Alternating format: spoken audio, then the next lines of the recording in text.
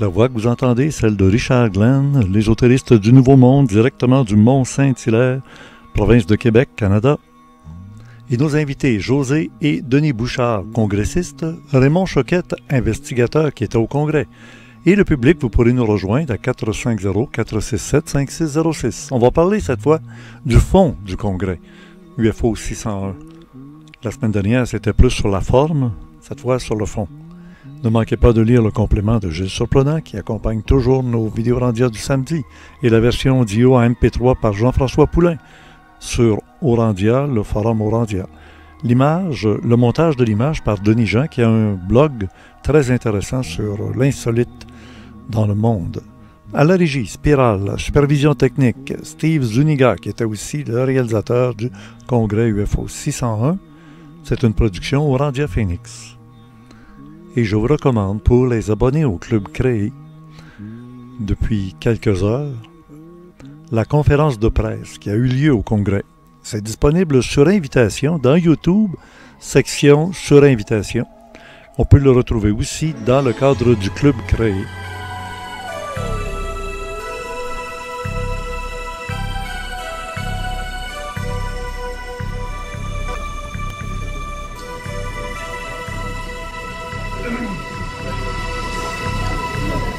Mesdames, messieurs, personnalités des médias, bienvenue. En ce jour, le 8 octobre 2016, à l'hôtel Sandman de Longueuil, nous participons au 3e congrès ufologique de Montréal. Pour l'occasion, pour souligner les 50 ans d'ufologie, nous organisons cette conférence de presse où environ 14 personnes vont présenter leurs conclusions. Je me présente, je m'appelle Yann Lamnet, je suis l'organisateur de cette conférence de presse qui pour moi est très importante.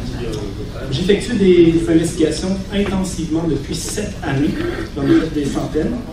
Et puis pour moi c'est important de laisser la parole à tout le monde, même les gens qui n'ont pas nécessairement la même opinion. Toutefois, moi à la base, je suis d'abord formé à l'université en histoire de la mémoire, en mythologie comparée, en histoire ancienne. Ce genre de science de l'esprit-là, c'est tout mon domaine. J'ai découvert l'ufologie par la suite. Je vous ai parlé de mon ouvrage des 50 ans tout à l'heure, puis cette conférence de presse, c'est un petit peu la concrétisation de ce projet-là. Remarquez que c'est l'anniversaire des 50 ans de l'ufologie civile au Québec, parce qu'il faut faire la différence entre l'ufologie civile et l'ufologie militaire. Et soyez certains que l'ufologie militaire existe.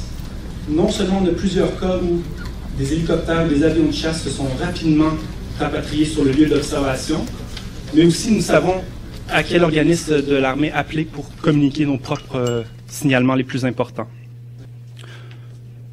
L'ufologie du Québec, c'est plus de 70 personnalités et une quinzaine de groupes ufologiques. Certains ont été plus actifs que d'autres.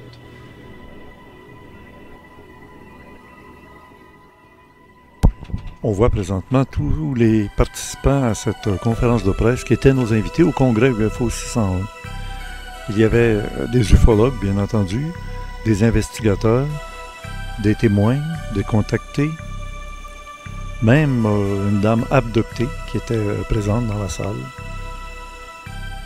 Alors, une grande variété d'invités qui en a surpris plusieurs, plutôt que d'avoir du début à la fin que des ufologues qui reviennent avec des notions d'ufologie. Alors, 601 qui s'est terminé la fin de semaine, il y a 2 semaines, samedi. C'était samedi le 8 octobre. Maintenant, nous sommes au 22 octobre. Le temps passe très vite. Hein? Ah, vous le voyez derrière moi. Raymond. Bonsoir, Raymond. Bonsoir. Investigateur. Oui, investigateur. Et tu as participé au congrès. Tu as présenté des choses étonnantes. Tu vas nous en parler ce soir. Les bases souterraines au Québec. Oui, les bases souterraines, les 8 niveaux qu'il y a sous les pistes de l'aéroport de Mirabel. Vous avez plusieurs bases comme ça un peu partout au Québec. Longue-Pointe, Saint-Aussi, Saint-Hubert. Bon, on va reparler de ça, certains. Ça m'intéresse parce que je demeure à Mont-Saint-Hilaire puis je sais qu'il y a des choses qui se passent dans le coin, hein, sous terre. Et d'autre part, j'ai Denis Bouchard et sa compagne José Tétrault. Bonsoir tous les deux. Ça marche. 1, 2. Oui. Et vous étiez au congrès. Bonsoir, bonsoir. Merci de nous inviter. Ben oui, on était là, nous autres.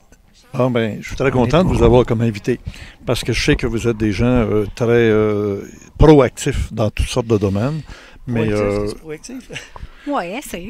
dans le sens que vous avez la parole facile aussi, puis ça, c'est très utile quand on veut faire une émission où on veut parler. Oui, ben c'est ça. On a bien aimé ce qu'on a vu. On va en parler un petit peu plus. On va élaborer un peu plus là-dessus avec mon ami Raymond à l'autre bout. Il y a des choses qui ont sorti. Il y a des énergies qui ont brassé dans la salle, un peu. On n'est pas tout seul. Là. Quand tu es tout seul, une hallucination collective, ça n'existe pas vraiment. Fait que quand plusieurs personnes disent qu'ils ont ressenti des affaires, ça a été assez impressionnant. On va se parler de ça. J'espère que ça ne fera pas peur au public. Non, ça, mais ils c'est n'auront pas le pas but. de venir la prochaine. Non, mais c'est pas le but. Non, c'est parce que c'est sûr que c'est... C'était positif. On pouvait faire des échanges positifs avec du monde. Moi, j'avais du monde que j'avais jamais vu. Ou il y avait du monde que j'avais écouté à tes vidéos rendues, mais j'avais jamais vu en personne. Fait que je les voyais. C'était une belle crédibilité aussi. Ouais. Les panélistes. Oui, les panélistes, c'était vraiment... Alain Niala, tu l'avais jamais rencontré? Non. C'est ça. Jamais. Là, tu l'as vu en personne? Oui, fait que c'est vraiment intéressant. Oui, c'est bon. Hein? Ouais. C'était très différent. Les panélistes, c'était très bon. Il y a des gens qui savent de quoi ils parlent. Oui, j'ai dit des gens qui savent de quoi ils parlent, c'est toujours le fun. Même si on m'a reproché dans certains milieux, en tout cas, pas tout le monde, là, qu'on avait trop de variété et que c'était hétéroclite.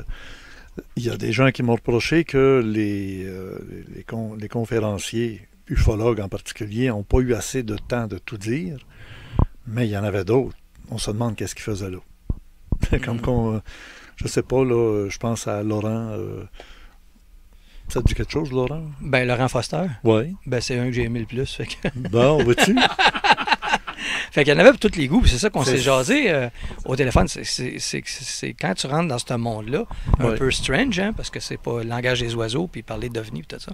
Mais lui, il est venu parler de... Puis tu le sais, Richard, tu connais un peu mes convictions, puis tout ça. Il est venu parler du phénomène extraterrestre, mais peut-être plus interdimensionnel, qui m'intéresse plus. Fait que j'ai vraiment aimé ce que ce gars-là a dit. Mais des gars comme Pierre Caron, qui viennent aider du monde, qui ont vraiment vécu des affaires, et il y en a des milliers sur la planète, des millions. Qu'est-ce qu'il fait, Pierre Caron? Il est, je pense, genre hypnothérapeute, mais Exactement. spécialisé pour aider les gens avec Marc Gervais, à ceux qui ont été contactés. Tout ça. Puis, Marc Saint-Germain. Saint-Germain. Ah ben lui, il s'est fait baptiser 2-3 fois par notre ami Truze. Oui. Alors, je m'excuse, Marc, on va l'appeler Marc, il va se reconnaître. Ben oui. Très, très intéressant ce qu'ils font ensemble.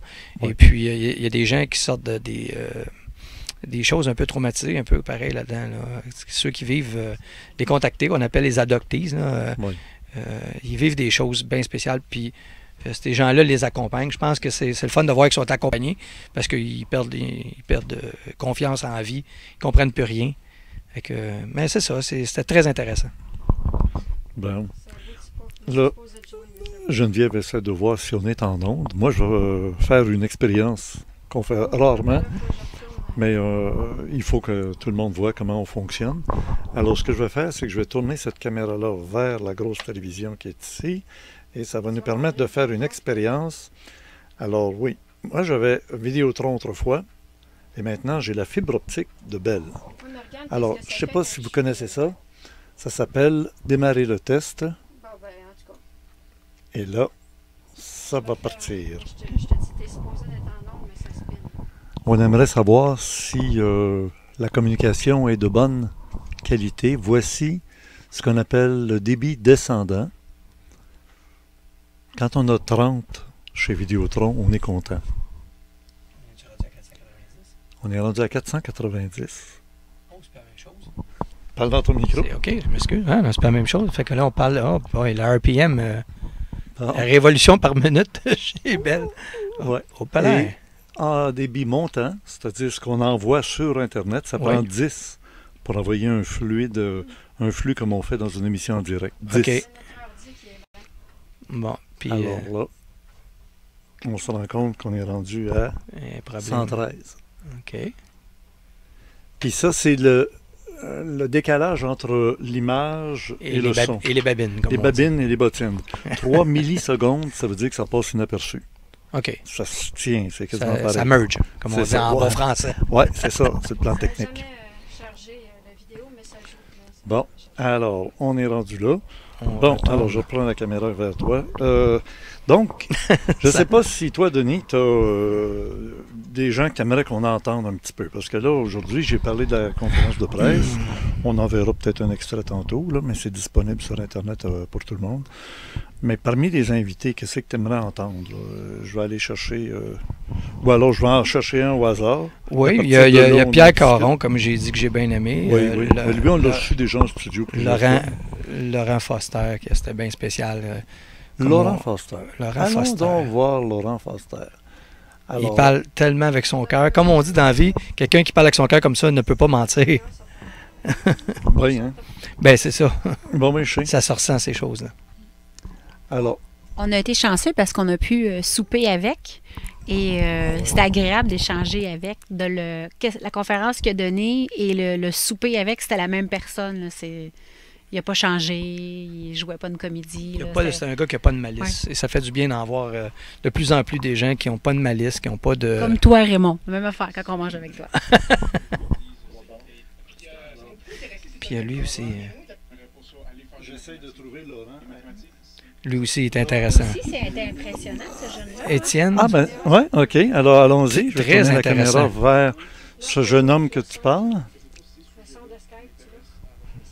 OK, toi, c'est le nuts and bolts, c'est le concret. Là. Il faudrait qu'il y ait une invention, qu'il y ait quelque chose qui apparaisse avec ça. Puis c'est pour ça que la physique, ça m'intéresse plus. Parce que oui, on reste dans des calculs, mais on est dans des applications directes de la physique, du pratique. Savais-tu qu'en ufologie, on parle... Là, vous comprenez ce qui se passe? Moi, je suis un ésotériste contacté. Lui, c'est un jeune avec un cerveau moderne. Qu'est-ce qui caractérise les cerveaux modernes? C'est justement l'utilisation des ordinateurs où tu oublies une virgule, tu oublies un signe... La formule ne marche plus, l'ordinateur plante. Je suis humain 2.0. Oui, t'es ça. Au syndrome d'Asperger.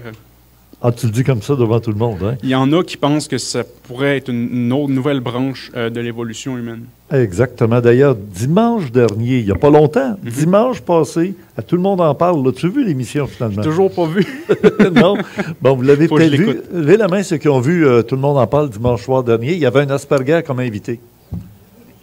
Ouais. Puis c'était vraiment spécial, hein? C'est ça, c'est comme il dit, humain 2.0, version 2.0. Il faut le faire. Pourquoi? C'est un peu comme une sorte d'autisme, mais plus, je dirais plus ouvert qu'un autisme. La façon qu'on pourrait l'expliquer, c'est que le TSA, qui appelle le trouble du spectre autistique, oui. Avant, il appelait ça il y a un trouble, mais là, il voudrait même changer le nom, oui. Parce que dans le fond, il se rend compte que c'est une différence cérébrale.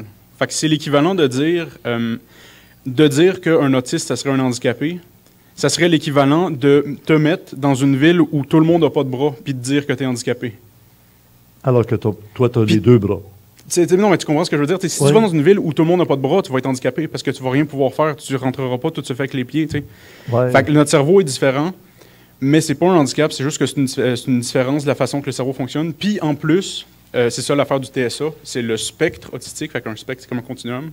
Oui. Plus tu vas loin dans le spectre, donc plus tu vas profond, plus ça commence à ressembler à un ordinateur. Donc, ils arrêtent de parler, ils ne sont pas capables d'être autosuffisants, mais leur cerveau, c'est Rain Man.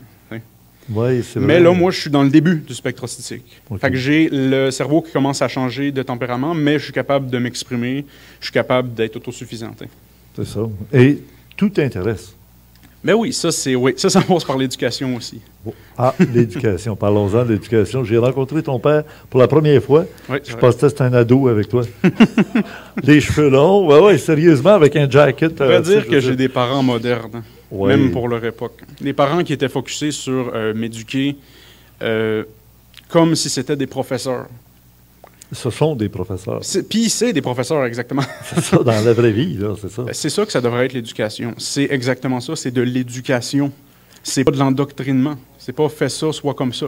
C'est on te présente ce qui existe dans la vie. On te présente les risques, on te présente les possibilités. Tu fais ce que tu veux avec ça. Quel âge as-tu? En ce moment, j'ai 18 ans. Ouais, hein?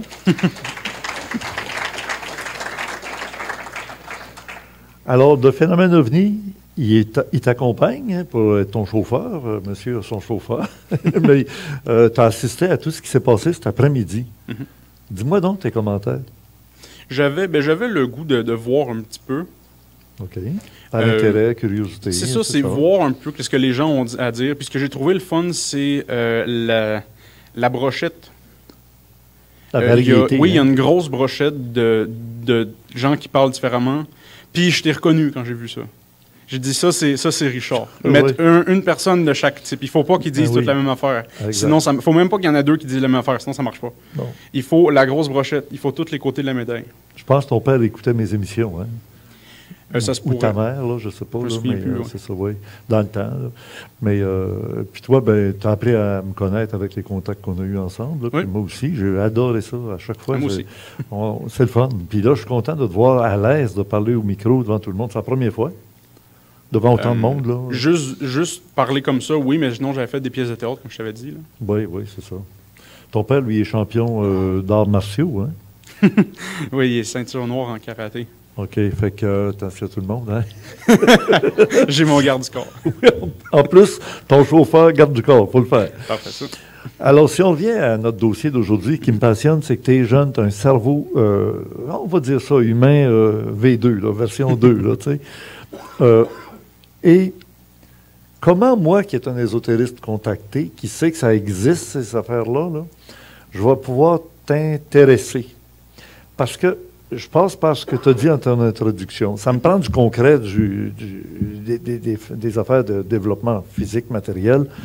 La fibre optique, on a dit que ça a été grâce au reverse engineering, c'est-à-dire crash de soucoupe volante. Ils ont fouillé dedans, ils ont découvert que, puis ils ont vu que ce n'était pas des fils électriques, c'était des fibres optiques qu'il y avait là-dedans. Ils ont appliqué ça, puis ils ont vu que la lumière se transporte et elle va beaucoup plus vite, puis etc. Alors, tu vois qu'il y a du côté très pratique là, C'est que le problème avec ça, encore là, si tu lis sur la fibre optique, je le sais, là, c'est pour une des raisons pourquoi ils disent que c'est à cause des crashs d'OVNI, c'est que c'est dur de dire le nom précis de qui a découvert ça. Fait que c'est là que ces histoires-là arrivent. Je dis pas que c'est pas vrai, cette histoire-là, mais je dis que ça arrive des cas où c'est pas vrai. Il y a une zone grise, en tout cas. Hein? Ben c'est ça. Il y en a des zones où ils disent, ben là, ça a été fait par les extraterrestres, alors que c'est pas vrai. C'est juste qu'on connaissait pas exactement l'identité de la personne. Fait que c'est ça, comme je dis, la démarche scientifique, il faut être sévère. Mais là, de toute façon, comme je te disais, c'est que c'est pareil comme en maths. Si tu fais de l'ufologie toute la vie, tu vas pas te dire, ben là, le prochain, avec lui, on va découvrir quelque chose, tu sais. Ils ont découvert que quand tu prends une photographie, ou, j'en ai plusieurs exemples pratiques, là, physiques. Oui, c'est ça, exactement. Tu prends une photographie d'un ovni qui passe, tu peux très bien ne pas l'avoir sur la photo. Sur les écrans radar, il est invisible. Je nie pas qu'on découvre beaucoup de choses. Avec les mathématiques, par exemple, on en a découvert encore plus. Ouais. Mais le truc, c'est que c'est tellement une non-garantie de réussir à trouver tenter que une potentiellement, mais tu te dis, je vais rechercher là-dessus. Je vais rechercher sur ce domaine-là.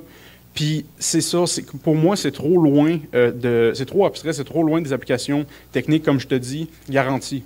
Ouais. Fait que c'est un sujet que je trouve intéressant de regarder, comme tous les sujets, mais c'est pas un sujet dans lequel que j'irais travailler. De toute façon, tu ne seras jamais riche d'être ufologue, moi, te dire. Peu importe. L'argent, c'est pas ça qui est important dans la vie. L'argent, c'est juste un outil. Qu'est-ce qui importe pour toi dans la vie? C'est le bonheur.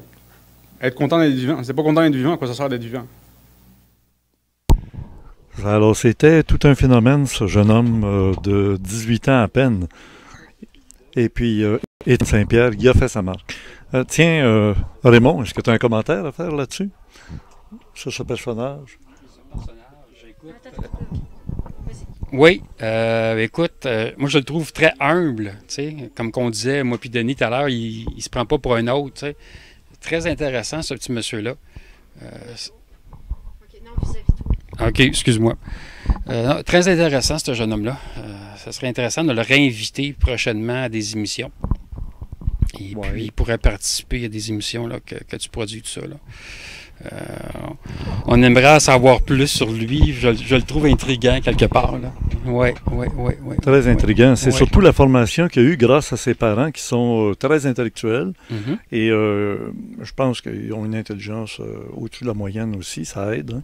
Et puis, ils ont élevé leur enfant. Ils l'ont élevé, ça veut dire le mettre au-dessus. Et puis, comme il le dit, puis il louange d'avoir eu des parents qui lui ont laissé la liberté d'aller dans les domaines qui l'intéressent, simplement en le conseillant, en lui disant, attention, regarde, si tu vas dans ça, là, il y aura ça de positif, ça de danger, puis fais tes découvertes, fais tes apprentissages. Hein? C'est bon, hein? Oui, c'est très, très intéressant. Ouais. Il faudrait justement y parler, essayer de le rencontrer, puis il faudrait avoir plusieurs émissions avec lui, puis dire, bon, T'es rendu où? C'est quoi que tu veux apprendre ou quoi? Ouais. C'est ça, là. Je sais pas, il y a un bon fond. Toi, Denis, oui, passe-moi le micro. Oui, passe le micro je disais, c'est bon, qu'est-ce que tu dis, Raymond, puis c'est comme, je connaissais pas trop la maladie, je la connais, là, mais j'avais jamais vu quelqu'un, mettons, versus autisme, Asperger, mais on dirait qu'il y avait un téléprompteur devant lui. Tu sais, quelqu'un qui lit, dans le sens que c'était comme dicter tout ce qu'il dit. C'était tellement clair, net et précis qu'un gars de 18 ans parle même. Tu parles pas comme ça à 18 ans, là. On en connaît. Oui. Il n'y a pas de micro, là. Ah non, ben vas-y. OK. J'essaie juste de voir où est-ce que j'avais entendu ça, mais les Asperger, qui est une forme d'autisme, OK? Oui. Il y a souvent des gens, OK, que ce soit des jeunes hommes ou des adultes qui sont autistes, ceux que j'avais remarqué, qui sont souvent, comment je pourrais dire, très ouverts d'esprit face à ces phénomènes-là, ou ça peut être l'ésotérixie. Puis il y en a beaucoup qui ont, j'aime pas dire des pouvoirs, mais il y a beaucoup de gens qui sont médiums là-dedans, sont sensitifs, là. Pourquoi ces gens-là plus que quelqu'un sur la rue qui est, on va dire, normal, qui est un grand mot, là, mais tu sais, qui n'a pas de maladie comme, comme les autistes, ça. Pourquoi ces gens-là plus? C'est-tu des enfants cristal? C'est-tu des enfants... c'est quoi donc? Il y a d'autres catégories aussi. Là, que Indigo. Indigo, cristal, argent, bronze, c'est tout ça. Là. Mais pourquoi... c'est ça. Mais pourquoi ces enfants-là sont contactés? Il y a une profondeur, ce jeune homme-là. En tout cas, moi, j'aimerais ça plus parler avec lui. Remarque que lui, il n'est pas ufologue, puis il n'est pas plus intéressé que ça aux soucoupes volantes et aux ovnis. Non, mais moi, je l'ai reçu, comme je le disais, là, dans le but de montrer des jeunes qui utilisent des ordinateurs, qui ont un cerveau extrêmement organisé, plus que nous autres dans notre temps. Et puis maintenant, comment l'intéresser à l'ufologie. C'était mon défi, puis le défi en même temps pour tout le public qui était là en se disant comment un gars qui est comme lui pourrait s'intéresser à quelque chose qui n'est pas scientifique, qui n'est pas prouvable en laboratoire. Tu sais? Ouais. Bon, c'était des bonnes réflexions, mais ça montre un peu la raison pour laquelle j'avais un éventail d'invités. Et puis lui, il a mis le doigt dessus, ça n'a pas été long. Hein. Tout jeune, tout de suite, là, il a vu que... oui, on voit qu'il est connecté, puis... il savait le jeune de quoi qu'il parlait. Puis peut-être pour pallier un peu à ce que tu dis, je sentais pas d'ego. Et quand l'ego parle, ça paraît. Oui. Et il n'y en avait pas. Il parlait avec amour, puis c'était juste l'amour qu'on entendait. Je ne sais pas, arrêtez-moi, je me trompe. Ceux qui sont dans la salle, peut-être l'ont ressenti aussi. On ne sentait pas qu'il essayait de péter de la broue ou montrer qu'il connaît des choses. Il faisait juste, bang, ça sortait comme... Oui. Un humain devrait sortir les choses facilement du cœur. Ça sortait du cœur. Maintenant, j'en ai un autre à vous présenter. Tout un numéro bien spécial. Il s'appelle Marc Hubert, qui était notre invité, qui, lui, parle d'une manière très... On pense que c'est décousu.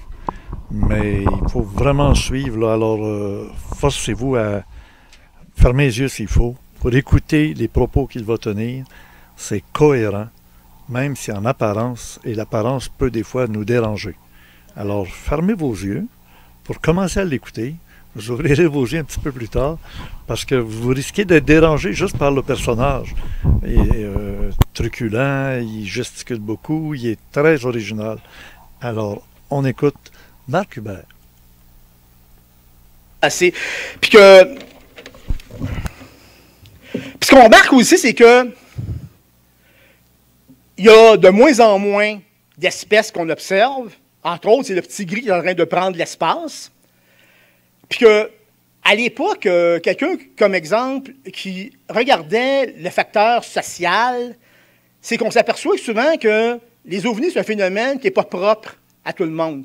En Haïti, ils vont voir un cheval avec un sorcier vaudou, un esprit vaudou qui bloque une route, un sentier.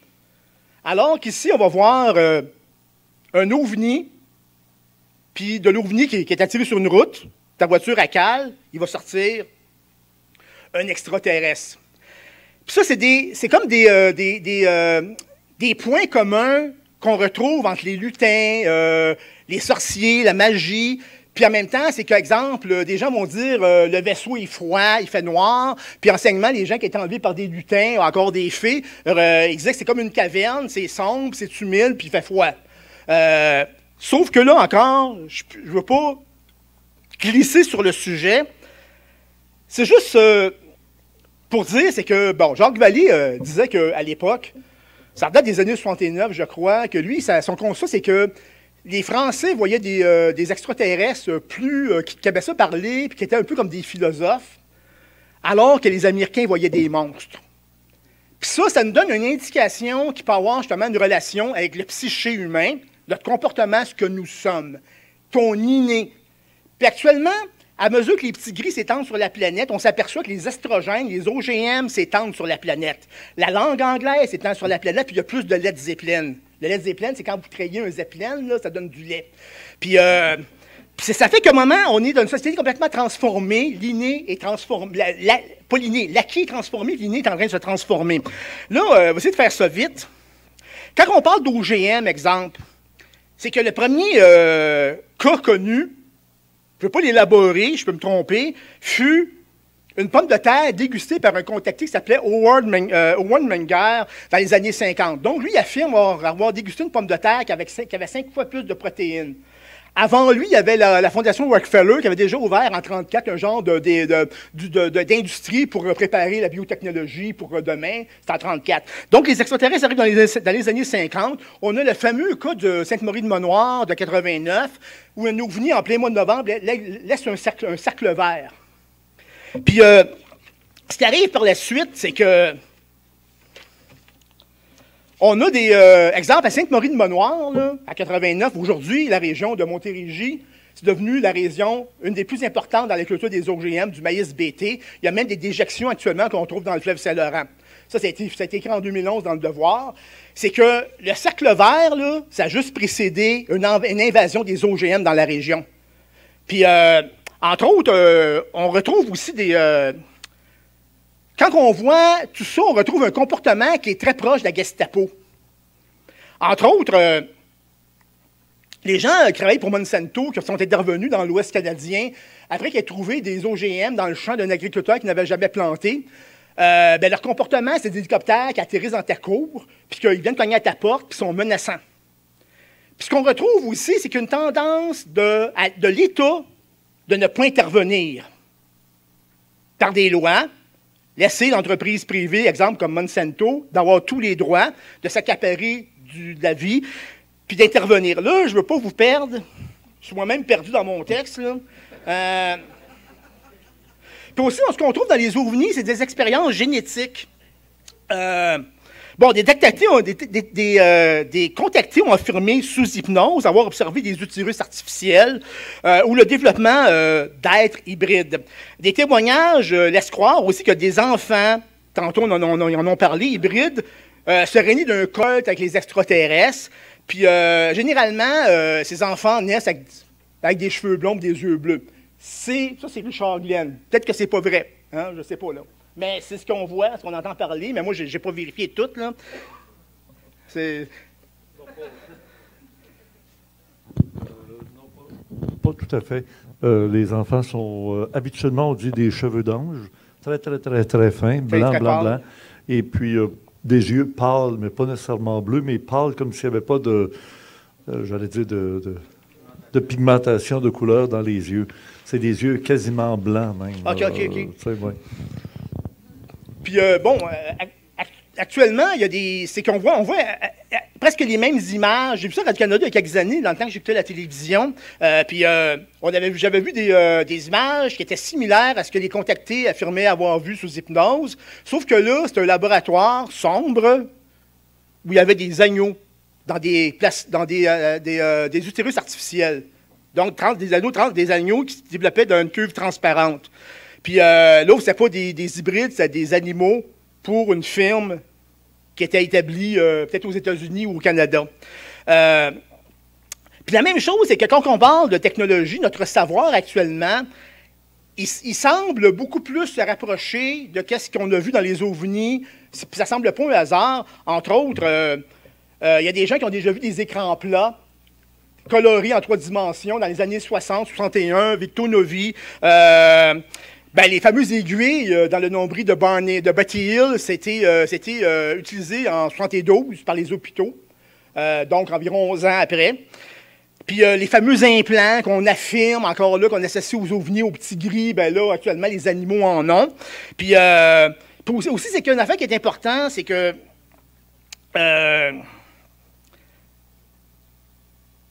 les changements que ça apporte sur les acquis puis l'inné, c'est que de plus en plus, ce qu'on retrouve dans le progrès, puis ça, les gens n'en parlent pas beaucoup de télévision, ils sont là pour vendre des téléphones cellulaires, c'est que pollution électromagnétique, on a des troubles visuels, des concentrations. Il y a même un Français qui est devenu ici, j'ai oublié son nom, qui associait les ovnis à des gens asservis qui s'atteignaient l'intelligence, dans certains cas. On est hypnotique par les ondes. Ça, c'est pas des farces, là. La télévision, quand le MK Ultra a fermé leur programme en 73, ils ont dit que le meilleur outil pour hypnotiser les gens, c'était la télévision. Moi, j'avais des doutes. J'ai lu un rapport de sociologue, de Mme Bernard, d'un magazine psychologique il y a quelques années, qui affirmait justement, maintenant, on sait que la télévision, ça induit un état d'hypnose. Puis quand tu écoutes la télévision trop jeune, exemple Bibi Cano, ils disent dans 0-3 ans, on ne devrait pas écouter la télévision, puis, parce qu'au bout de la ligne, ça va faire des gens qui vont avoir tendance à l'alcoolisme, consommation de drogue et de médicaments. Puis on trouve aussi, quand on parle de microprocesseurs, justement, c'est qu'on trouve des métaux lourds qui sont les rejets de la technologie, qui sont utilisés comme engrais. Réutilisés comme engrais, puis on trouve même des traces de radioactivité. Puis ça se faisait surtout à travers la fameuse compagnie Apple en Chine. Et que l'alimentation devenue où est-ce qu'elle se trouve? Dans les supermarchés. Ça fait que, puis parallèlement, l'État se désengage parce que l'on vit d'une forme de libéralisme qui fait que si ton air vient de Chine, il y a des probabilités qu'elle soit contaminée avec des métaux lourds qui viennent de notre technologie à nous, qu'on a implantée là-bas, puis qu'il faut en consommer pareil. Puis on se fout des effets que ça peut avoir sur le corps et sur l'esprit. Fort intéressant, ce monsieur. Hein? Il a apporté une approche de l'ufologie qui est rarement entendue. Entre autres, il nous a dit comment ça se fait que les femmes enlevées, il n'y en a jamais chez les musulmanes. Jamais on entend parler dans le monde musulman de femmes abordées par des soucoupes volantes, des êtres qui viennent les kidnapper, qui vont faire des inséminations artificielles puis engendrer de force, en tout cas. Ça n'a pas l'air de se faire de ce côté-là. Alors, il était spécial, hein? Vous l'avez aimé? Tiens, José, qu'est-ce que tu en penses de M. Hubert? Oui, Marc Hubert. Moi, c'était vraiment la première fois que je l'entendais. C'est sûr qu'au début, ça peut être impressionnant, mais tu vois que c'est une bibliothèque vivante. Oui. Puis, finalement, si on avait la chance de l'écouter, peut-être au ralenti, ou qui mettrait tout... Non, mais qui mettrait... Oui. Non, mais c'est gentil, qui mettrait toutes ces idées en même temps. Il y a tellement un paquet d'informations, là. Dans le fond, là, il aurait pu donner 5 informations, mais il en a donné 10 000 en même temps. Là. Il a donné tellement de choses. Puis tout, ça se tient. Là. Oui. Ça se tient, là. Ça se bousculait bien vite. Il allait rapidement. On voyait qu'il y avait beaucoup de choses à dire. Sûrement peut-être le temps. Il regardait un peu sa montre peut-être, mais... C'est stressant. Bon, on l'a laissé aller au bout. Je le laissais aller jusqu'au bout de ça. Oui, c'est ça. Ceux qui ne connaissent pas ce langage-là, qui ne connaissent absolument rien sur le monde d'OVNI ou quoi que ce soit, ils ont ramassé absolument rien de ça. Voilà. Mais là, en salle, ce qu'on était... la majorité comprenait parce que... La plupart des termes qui vont sortir... l'épidurale, puis Betty et Barney Hill. Tout ça, mais c'est parce que tout à l'heure, je riais, puis le monde me connaît. Je ne suis pas quelqu'un, je me moque pas des gens. Et on essaie de pas être dans le jugement, mais je disais, c'est quand même cute, là, il allait vite, puis ça se bousculait. Puis j'ai dit à José, il y a tellement d'informations, ce gars-là, si on prendrait juste le temps de mettre tout bout à bout, là, il y a de quoi d'intéressant qui sortirait. Ça l'était intéressant, mais il était nerveux aussi. J'ai senti... c'est normal un peu. Quand on est devant la caméra, quand on est devant les gens, je fais des conférences, moi je sais quoi, c'est pas évident. Fait que c'est peut-être ça. Il y avait de l'information, puis ça a peut-être un peu, des fois, pour bien des gens, peut-être mal sorti, mais grosso modo, il y avait de quoi à dire. Je pense que lui, comme bien d'autres. Là. Bon, oui? Non, c'était concret. Mon ami, on passait... Raymond, oui? Autre chose? Non, écoute, moi, c'est sûr, j'ai sorti de la salle une couple de fois, là, pour X raisons, mais je trouvais que ce qu'il disait, c'était concret, pareil. Mais oui, il parlait beaucoup. Mais j'aurais voulu peut-être que ça a été montré aussi, là, mais y avait-tu des affiches qui montraient pendant sa conférence, je ne le sais pas. J'aurais voulu qu'il montre des choses, peut-être pour... Comme je te dis, tu pouvais suivre sa conférence les yeux fermés. OK. Il faut bien comprendre. Bien comprendre, peut-être mieux d'avoir les yeux fermés pour bien comprendre. Parce que ça déboulait, effectivement. Alors là c'est la belle occasion de dire à tout notre public, c'est l'occasion de vous dire que le congrès UFO 601 est entièrement disponible pour les gens qui veulent se le procurer. Alors ça, vous allez voir l'annonce sur la fin de notre vidéo Randia, parce que je me dis, il y a beaucoup de matériel. Et pour les abonnés au Club Créé, c'est 15 $. Pour les non-abonnés, c'est 25 $ pour avoir tout le congrès au complet, là, en vidéo. Ça prend une adresse Gmail parce que c'est sur vidéo privée sur YouTube. Et là, on vous donne un accès avec votre ID, votre Gmail, qui fait que seulement la personne qui a ce Gmail-là qui peut lire le vidéo, voir le vidéo. Alors, il s'agit de plusieurs heures, hein, on le sait.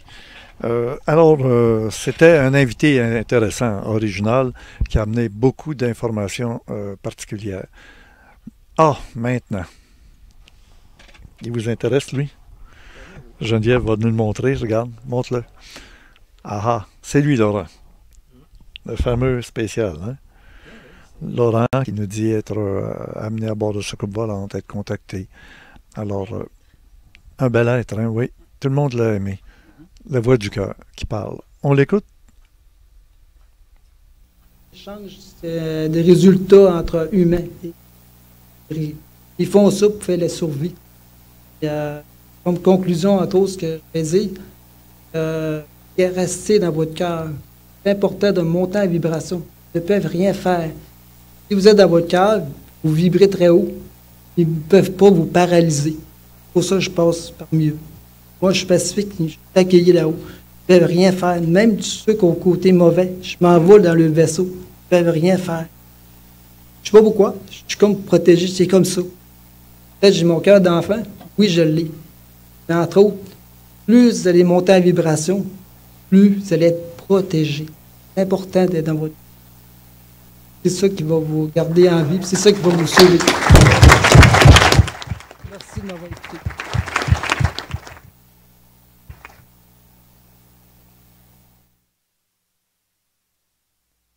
Alors, oui, on voit Raymond Choquette qui est juste assis à côté de Laurent. Eh bien, ça va être l'occasion. Beau bonhomme, hein? Oui. Alors, oui, là, tu vas nous montrer des choses que tu ne nous as pas montrées au Congrès. Mais au Congrès, tu nous as montré des tunnels sous l'aéroport de Mirabel. Oui. Ça, il faudra aller regarder le Congrès pour le voir. Oui. Tu es allé là physiquement, toi, en personne? Plusieurs fois. Écoutez, j'ai été là combien de fois? T'es pire qu'Indiana Jones, tu prends des risques, hein? J'adore ça. Puis je me fais arrêter toujours par le même sergent. Puis lui, il me fait rire à chaque fois. À Mirabel? Oui, Mirabel. Okay, puis et je dis, l'armée qui est là, c'est pas l'armée conventionnelle qui sont habillés en vert ou en camouflage. Ils sont habillés tout en noir. Ah oui? Ils sont habillés tout en noir.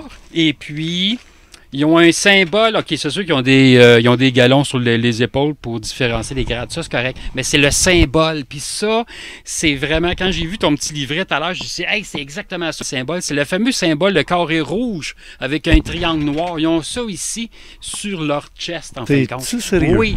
Ça représente quoi? Ouais, là, je me dis, c'est vraiment... Oui. Montre-le, là. Oui, et voilà. Oui, okay. Ben ça, on l'avait fait publier chez Louise Courteau il y a des années de ça. Opération Cheval de Troie. La terre aux mains des petits gris. Voilà. Document chez Louise Courteau, éditrice. On l'appelait ici en bas Richard Glenn, document numéro 2. Il y avait un document numéro 1. Ça fait vraiment, vraiment école. Là. Alors, tiens. Ça, c'était une bombe là, pour l'information. Alors, donc, c'est ça le symbole que tu voyais sur les gardiens. Oui, sur les soldats, en fin de compte, il y avait ce symbole-là ici. Dans les souterrains. Oui. À Mirabel. Oui. Puis le document numéro 1. Pour les montrer les deux. Là. Alors, le numéro 1 qui est ici. Alors, c'est le gouvernement secret. L'origine, l'identité et le but du MJ-12. Majestic 12. Et voilà. Alors, il te parlait en français, en anglais? Comment Quand est-ce il me qu'il parlait en parlait? français, bien écoute, c'est sûr que la première fois, je me suis fait arrêter, pour faire une histoire courte, dans les années, OK, si on recule un peu dans le temps, des années fin 80, début 90, je travaillais pour une compagnie aérospatiale dans l'ouest de Montréal, qui n'existe plus aujourd'hui. Spar Aerospace? Spar Aerospace, S-P-A-R Aerospace. Je rencontre des gens dans cette agence spatiale-là. C'est une compagnie, en fin de compte, pour faire une histoire courte, ils ont fait le bras canadien, ils ont fait des satellites Anik D, Anik E, tout ça. Bon, les satellites de communication. Je travaillais là comme agent de sécurité.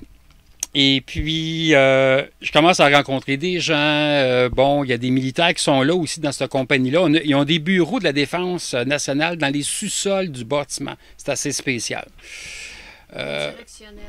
Excuse-moi. Oui. OK. Non, mais c'est juste l'inclinaison. Oui, c'est parce que des fois, je bouge, je me fais chicaner. Fait que c'est ça, il y avait des bureaux dans le sous-sol du bâtiment. Et puis, pourquoi c'était pas des bureaux qui étaient à la surface comme les autres bureaux du gouvernement qui étaient là, je ne le sais pas. Ça, je ne le savais pas au début. À un moment donné, bon, il y a eu des dégâts d'eau dans ce bâtiment-là. Fait que là, il fallait que je descende dans le sous-sol. Pour faire une histoire courte, quand j'ai descendu dans le sous-sol, j'ai descendu dans les bureaux de la Défense. Là, je dis, oh mon Dieu, il y avait une carte sur un mur. Puis là, je me disais, Richard Glenn a raison. Qu'est-ce qu'il parlait pour les bases souterraines et tout ça? Écoutez, il y avait une carte sur un mur, on voyait les tunnels, on voyait Mirabel, comme quoi qu'il y avait 8 niveaux sous les pistes de l'aéroport de Mirabel. On voyait Saint-Hubert, l'aéroport de Saint-Hubert, sur une carte topographique. Jamais j'avais vu une carte comme ça. Les tunnels étaient indiqués, les portes d'entrée étaient indiquées. Juste pour parler de Saint-Hubert, les tunnels, ça allait jusqu'à Saint-Bruno. Et puis, ça allait plus loin jusqu'à Saint-Hilaire. Mais ça l'arrêtait avant Saint-Hilaire. Je veux juste en revenir avec ça. Je vais continuer avec Mirabel. Mirabel, bien écoutez... Donc, c'était un tunnel, là. Un tunnel qui arrêtait avant d'arriver à Saint-Hubert. Oui, c'est ça. Le tunnel de Saint-Hubert ressemble un peu à celui de Mirabel. Celui de Mirabel, écoutez, on peut se prendre en voiture facilement. Okay? Mais là, on va s'empoisonner s'il y a du gaz carbonique, à moins que ce soit des voitures électriques. Non, c'est mieux que ça. Oui, c'est des véhicules qui utilisent... Des frissons, ça me répète qu'est-ce que j'ai vu. Ouais. C'est pas une voiture, qu'est-ce que j'ai vu dans le tunnel. C'est en anglais, mon contact du Nouveau-Mexique, les autres qui appellent ça c'est comme un bobsleigh, c'est comme un toboggan. Sauf que ça marche sur un... Un coussin d'air? Ouais, ou un champ magnétique. OK. Ça fait pas de bruit. Ça dégage un petit peu d'énergie. Ton micro. Ah! Ouais. Ouais. Et puis, c'est ça ressemble vraiment à un toboggan. On peut asseoir plusieurs personnes dedans. Oui. Tu as un pilote en avant. Et voilà. Puis en arrière, c'est des passagers ou ça peut être des cargos. Ouais, c'est ça. Fait que, écoute, moi, je rencontre des gens chez Spar. Ils me disent, écoute, Mirabel, il y avait une espèce de capitaine qui était là. Il dit, tu connais Richard Glenn et tu vas à ses conférences. Là, j'ai écouté, je vous connais pas. Il dit, moi, je te connais. Il dit, je sais que tu vas à ses conférences. Oui. Puis là, il dit, tu t'intéresses à Mirabel. Puis là, il dit, écoute, il dit, dans ce temps-là, à Mirabel, c'était le commandant Côté qui était en charge de Mirabel, qui était en charge aussi de la base de Longue-Pointe. Fait que là, il me dit, écoute, il dit, quand je repense ça, aujourd'hui, je me dis, pourquoi il me parlait de ça? Pourquoi qu'il voulait que j'aille dans ces places-là? Je ne sais pas. Mais moi, bon, dans ce temps-là, j'étais un petit peu, on va dire, naïf. Fait qu'il me dit les portes d'entrée, tout ça. Il dit, descends là. Il dit, tu vas voir. Il dit, c'est vrai, ça existe. Fait que je dis, OK. Fait que je vais descendre en bas. Fait que les fameuses portes d'entrée, c'est les photos qu'on a ici. Comme ça ressemble vraiment à une station de pompage pour l'eau. Quand on arrive sur place, écoutez... Oui, c'est ça. On entend de l'eau couler. On entend vraiment de l'eau couler. Sauf que quand on soulève les portes, vous avez comme des trappes de métal, c'est sûr que la petite lumière rouge va s'allumer. OK? Moi, je n'ai pas porté attention plus qu'il faut. Fait que j'ai soulevé les trappes, j'ai descendu l'échelle de métal. Ça a pris 2-3 minutes parce que c'est assez creux, on s'entend. Je ne pourrais pas dire combien de temps que ça m'a pris, peut-être, je ne sais pas, quelques minutes. J'ai descendu en bas. Là, c'est un chemin, écoutez, c'est bétonné. Il n'y avait pas de camion, mais je vous dirais que peut-être un camion pourrait rentrer à l'intérieur. Mais qu'est-ce que j'ai vu au loin se promener? C'est vraiment une espèce de bobsleigh, un toboggan. C'était sur une espèce de champ magnétique et puis ça se promenait sans faire de bruit. OK? Les tunnels, écoutez, ça allait loin, ça faisait la grandeur de la base. Il y avait une pancarte en métal. Je vais tout le temps me souvenir de ça. Pourquoi je fais cette face-là? C'est parce que c'était écrit en 2 langues. C'était écrit en anglais. En anglais, ça disait caution danger, ça veut dire attention, danger. La deuxième phrase, c'était marqué Ocknown Field. Là, je ne comprenais pas trop le sens de la phrase. Ça veut dire attention au danger, vous rentrez dans un champ inconnu. Un champ inconnu, quoi? Ah! Fait qu'on rentre dans un champ inconnu. Fait là, écoutez, j'ai descendu en bas. J'étais avec mon ami militaire que je ne vois ça plus. En anglais, c'était comment? OK. Caution, danger, attention, danger. Après ça, Ocknown Field. Unknown Field. Unknown, ça veut dire comme un champ inconnu. Ouais. Ouais, comme un secteur inconnu. Vous rentrez peut-être dans un secteur inconnu. Ben oui, Unknown Field. OK, un champ inconnu. OK. Bon, le premier niveau, là, ça va se corser. Le toboggan, il arrive. Il y avait du monde dedans ou juste un pilote? Non, il y avait un être humain. Non, mais il y avait un... Oui. Un conducteur. Oui, c'est un conducteur. Lui, il ne m'a jamais parlé. L'autre m'a parlé. L'autre, c'est un reptilien. Je l'ai vu comme je te vois, Richard. Écoute, il n'était pas habillé, ou presque pas. Il était très grand. Moi, je mesure 6 pieds 3. Mais, écoute, il s'approchait de moi puis il me parlait avec une voix très haut perché. Une drôle d'accent, là, tu sais. En français? Oui, en français. Les yeux comme un chat, la pupille verticale. Puis là, il s'approchait. Mets-moi donc la voix. Parle... Moi, j'ai une voix grave. Qu'est-ce qu'il te dit? Dis-nous-le de la même manière qu'il te l'a dit. Il parlait... J'ai des frissons. Il me dit, puis il s'approchait, il était intimidant. Là, il disait, il y avait une voix comme un peu, pas comme E.T., là, mais une voix un peu aiguë, là, tu sais. Là, il dit, écoute, il dit, t'as pas d'affaires ici. Il dit, faut que tu remontes très vite en haut. Puis là, il dit, c'est sûr que l'armée va t'arrêter. Là, super, l'armée va m'arrêter. Mais là, moi, je posais des questions. Ça fait-tu longtemps que vous êtes ici? On va-tu se revoir? Parce que c'était pas un reptilien que je chantais qui était méchant. C'est ça qui est drôle, OK? Pourtant, on entend souvent parler que, bon, oui, il y a des en forme de sauterelle. J'ai vu à Mirabel. Mais ceux-là, je trouvais pas qu'ils étaient menaçants. Sauf qu'ils s'approchaient de moi, par exemple. Puis moi, je reculais, j'avais pas le choix, parce qu'on était rendu proche, très proche. Qu'est-ce qu'il voulait que tu fasses? Tu pouvais pas partir des jambes à ton cou, là? C'est ça. Là, le militaire qui était avec moi, que je ne veux pas dire son nom, parce que lui, je ne l'ai jamais revu après cette fois-là qu'on s'est fait arrêter. Il me dit, là, il dit, écoute, on est dans la merde, il dit, on va avoir des problèmes. J'écoute, j'ai avec l'armée, je vais m'arranger avec eux. Je dis, il y a une façon de parler avec ces gens-là, on va essayer de s'en sortir. Ça n'a pas marché. Fait qu'en tout cas, le reptilien qui mesurait, quoi, 6 pieds et demi, peut-être plus que ça, il avançait, puis il dit, écoute, il dit, il faut que tu remontes. Français, là, 2 mètres à peu près. Là. Ouais. Fait que là, il dit, il faut que tu remontes en haut. Je dis, écoute, on va se revoir. Il dit, je pense pas. Mais j'écoute, je vais redescendre en bas, je vais essayer de te retrouver. Je dis, écoute, j'aimerais ça savoir qu'est-ce que vous faites exactement. Il dit, c'est un centre de recherche. Comme Area 51. Il dit, ça ressemble à ça. Est-ce qu'il y avait un accent? Est-ce qu'il y avait un accent quand il te parlait? Oui, moi, il y avait comme un accent aigu. Est-ce qu'il y avait un défaut de langue? Non, un accent, ça ne veut pas dire aigu ou pas, ça veut dire... un accent, d'une manière de prononcer. Oui. Est-ce qu'il y avait un... Il parlait saccadé aussi. Est-ce qu'il y avait un défaut de langue? Peut-être, oui. Non, ça n'a pas l'air d'être sûr. Là. OK. C'est parce que, moi, je te dis, moi, j'ai resté avec la voix aiguë, le côté saccadé de sa voix. Okay. Le problème de langue, peut-être. Bon, continue. Alors après, c'est sûr que là, on a remonté. On est obligé de remonter. Lui, il restait là. Quand t'es remonté par un escalier? Par l'escalier. Là. C'est pas un escalier, excuse-moi. C'est une échelle, en fin de compte. Oui, OK. Fait que c'est une échelle. On a remonté l'échelle. Là, l'armée nous attendait. OK. Là, je remarque que tu avais une autre photo ici qui nous montre la clôture. Oui, ça, c'est des... C'était clair, hein? Oui. Ça, c'est des portes que vous avez autour de l'aéroport de Mirabel. Ces portes-là, c'est des portes pour des véhicules de sécurité qui se promènent autour de l'aéroport. Ça, c'est normal. Puis vous avez des véhicules militaires qui rentrent par ces portes-là. Cette porte-là était située de l'autre côté de l'aéroport de Saint-Hubert. L'aéroport de Mirabel. Ça faisait du côté de Saint-Scolastique. Oui. Saint-Scolastique. Et puis, les véhicules militaires, bien, écoutez... tu as des véhicules noirs, tu avais des véhicules bleu marin, tu en as des blancs aussi. Ils ont des plaques marquées Canada, c'est 6 chiffres marqués Défense Canada et tout ça. Les hélicoptères noirs, est-ce que c'est toi qui les as photographiés à cet endroit-là? C'était à l'aéroport de Saint-Hubert. Ah, OK, ça c'est ailleurs, là, mais Oui, c'est ça. on va Quand on revenir. parle d'hélicoptères noirs, ils sont-ils noirs? Ils ne peuvent pas être plus noirs que noirs, hein? C'est des hélicoptères qui n'ont aucun numéro d'identification.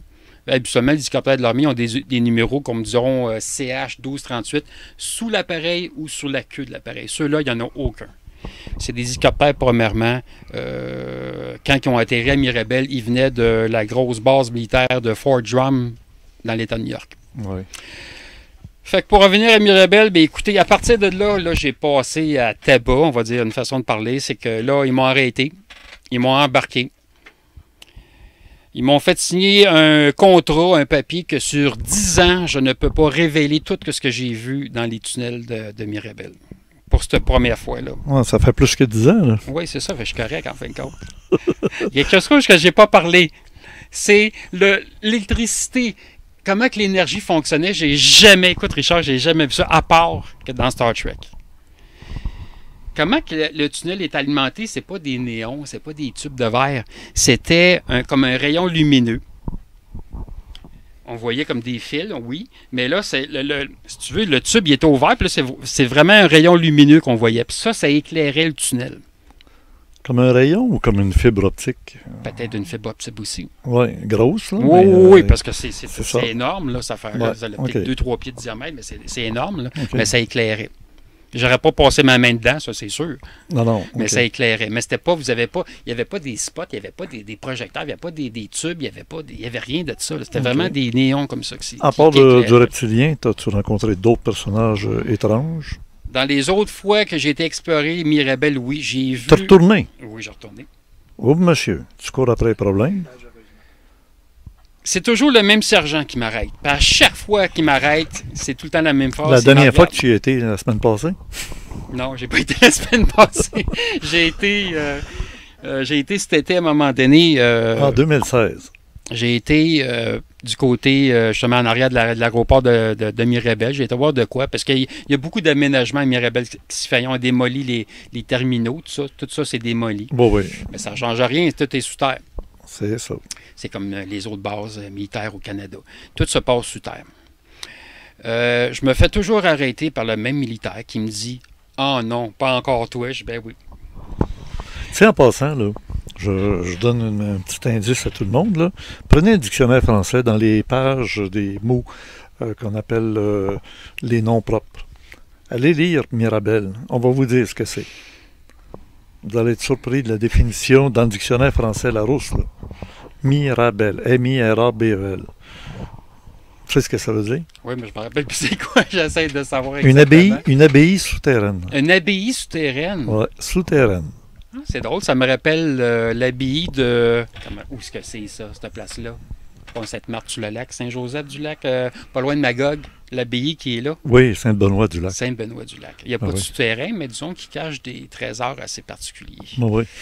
OK, on va revenir plus tard. Une Alors, autre fois. Mirabel, tu y es Mirabel. retourné souvent. Souvent. Est-ce que tu as eu d'autres rencontres hétéroclites, là, étranges, avec des personnages qui ne sont pas humains? Appelons-les comme ça. Moi, je suis au courant de beaucoup de dossiers. Moi, je parle pas. J'ai besoin d'avoir du monde qui vienne dire les choses. Ça fait longtemps que mon émission aurait été arrêtée. OK, Mais toi, ça fait 10 ans. ça me fait fait que- même pas peur. Écoute, Quand je t'ai demandé si ton reptilien avait un défaut de langue, je sais très bien de quoi je parle, mais tu le dis pas parce que tu l'as pas remarqué ou Non, tu t'en souviens non, pas. moi, c'est juste la voix OK. aiguë. C'est pas, mais Maintenant- je sais pas. Tes autres personnages, là, t'en as pas rencontré d'autres? Le reptilien, Non, non. pas nécessairement reptilien. J'en ai vu en forme de sauterelle. Les autres sont épeurants, sont dégueulasses. J'aime vraiment pas ça, avec les ailes dans le dos et tout. Là. OK. C'est une horreur. Je pense que j'aime mieux un reptilien rendu là. Ça, c'est pas sur un trip de drogue, là. Non! Ben OK, non, j'ai pas OK. fumé des pleurs de banane, rien de ça. là. OK. Non, écoute, j'enquêtais, OK. j'allais faire des tours à Mirabel. Alors, as-tu réussi à aller plus bas qu'un étage ou 2 étages à Mirabel? Non. Jamais. J'ai rentré à plusieurs places à Mirabel. J'ai rentré proche Ouais. de la tour de l'aéroport de Mirabel. Quand j'ai travaillé chez Spar, j'avais accès à certaines informations des gens qui étaient là. Fait que là, ils me disaient, Raymond, va là, va là. Là, je me disais, pourquoi vous me dites d'y aller? Venez avec moi, tu sais, si vous avez travaillé là. Parce qu'il y a des gens qui ont travaillé à la construction de Mirabel, qui ont construit les tunnels et tout ça. Mais ces gens-là, ils disent, non, moi, je ne retourne pas là. Ils disent, c'est dangereux. Dangereux de quoi? Ouais.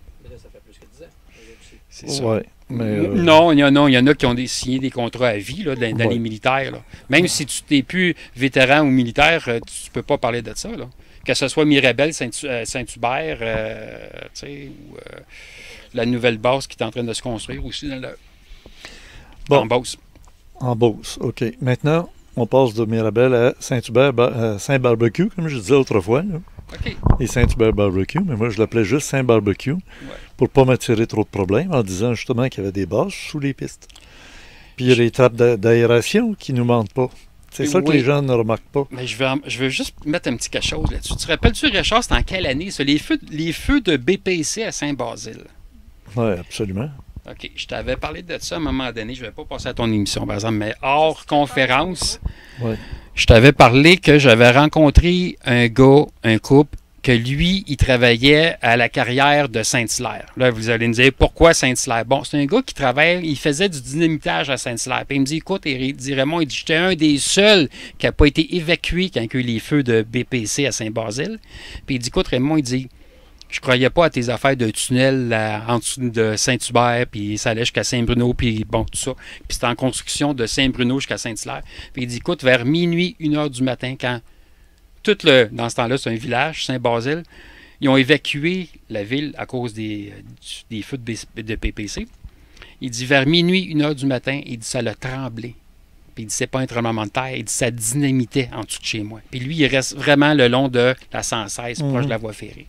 Puis là, il dit, je suis habitué. Il dit, à Saint-Hilaire, on fait du dynamitage. Il dit, ça creuse. Mais je dis, écoute, c'est sûr. C'est sûr que ça creuse. Donc, il aurait fait les feux de BPC juste pour évacuer les gens en surface, pour pas qu'ils se rendent compte que la nuit, ou à d'autres moments donnés, parce que là, il n'y a plus personne en surface. Parce que quand tu dors la nuit, c'est fragile. Les gens dorment, ils peuvent être réveillés par un bruit, une secousse, tandis que le jour, ils travaillent. Ils ont pas et là, il n'y a plus personne. Donc, ils ont creusé pour passer à travers peut-être un mur de roche qu'il y avait ou quelque chose comme ça. De granit, quelque chose mais je dis aux gens, rappelez-vous l'histoire de ce feu-là, c'était suspect. Le gars, le propriétaire, il était en Floride quand ça s'est déclaré. Il n'y avait pas personne. Puis, c'était une drôle de place. On va dire, les hangars de transformateurs de BPC. C'était situé, en fin de compte, l'autre côté de la voie ferrée, mais le plateau, le champ, il est beaucoup plus bas. Fait que c'est à peine si on voit les espèces de granges, pour pas dire d'hangars, qui étaient là.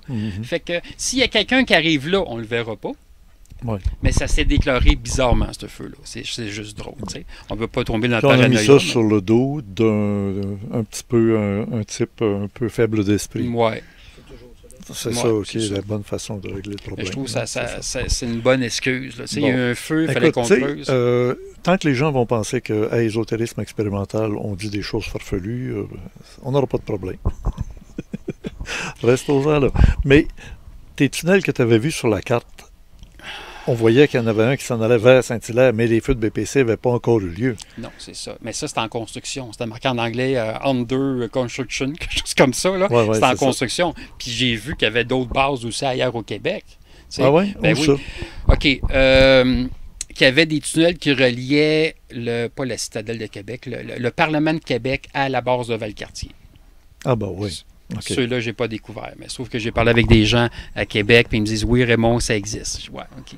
C'est encore des oui-dire. Valcartier, c'est un centre de recherche pour l'armée canadienne, c'est correct. Il n'y a pas de secret là comme à Mirabel. C'est pas la même chose. Mirabel, depuis la construction de l'aéroport de Mirabel, comme j'ai dit à M.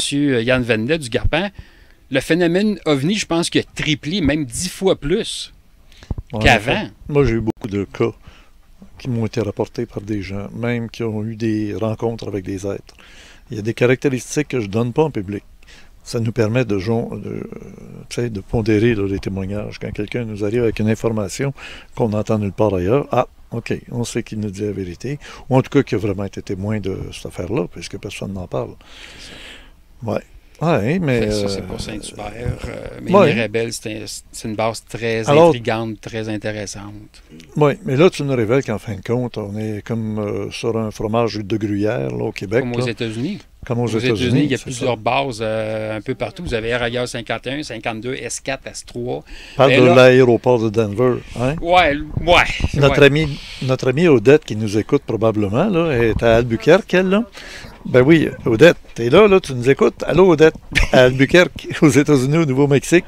Ouais, on a entendu parler de ton aventure en allant à Denver, en t'en allant vers chez toi. Puis t'as descendu par erreur. T'as descendu, puis là, encore trop descendu. Là, il y a le problème aussi, c'est de trouver des urinoirs dans des toilettes où l'urinoir est Oui. trop, il n'y a pas un humain qui va aller... Non, c'est ça. On peut pas viser jusqu'à là. Là Non. Alors, on commence à comprendre qu'il y a des Oui. personnages de formats différents des humains. Et on t'a indiqué la sortie rapidement. Et puis, sans que tu sois curieuse. Et une chance, on s'est aperçu que tu n'es peut-être pas la première qui se trompe de chemin. Mais tu nous as informés juste assez pour qu'on sache. Et là, tout le monde le sait maintenant. Mais l'aéroport de Denver, un peu me fait penser, si on se rappelle le film de Men in Black. Tu sais, il montrait un aéroport avec beaucoup d'extraterrestres qui arrivaient, puis on voyait pas, évidemment, les ovnis arriver, mais on voyait que c'est un aéroport international, mais pour extraterrestres. Fait que Mirabel me fait penser un peu à ça, puis Denver surtout. Hey, je donne un cue à Odette. Gêne-toi pas, appelle-nous au studio si tu nous écoutes en direct présentement. Je sais qu'il y a 2 heures de décalage avec le Québec, mais 2 heures, il y a 2 heures moins tard. Oui. C'est le contraire que France. Oui. Tard. C'est ça, il est 7 heures du soir alors qu'ici il est 9 heures. Denver, c'est une grosse base. Ça. Ouais. C'est une des grosses bases centrales. On ne peut pas dire siège social, mais c'est une très, très grosse base, oui.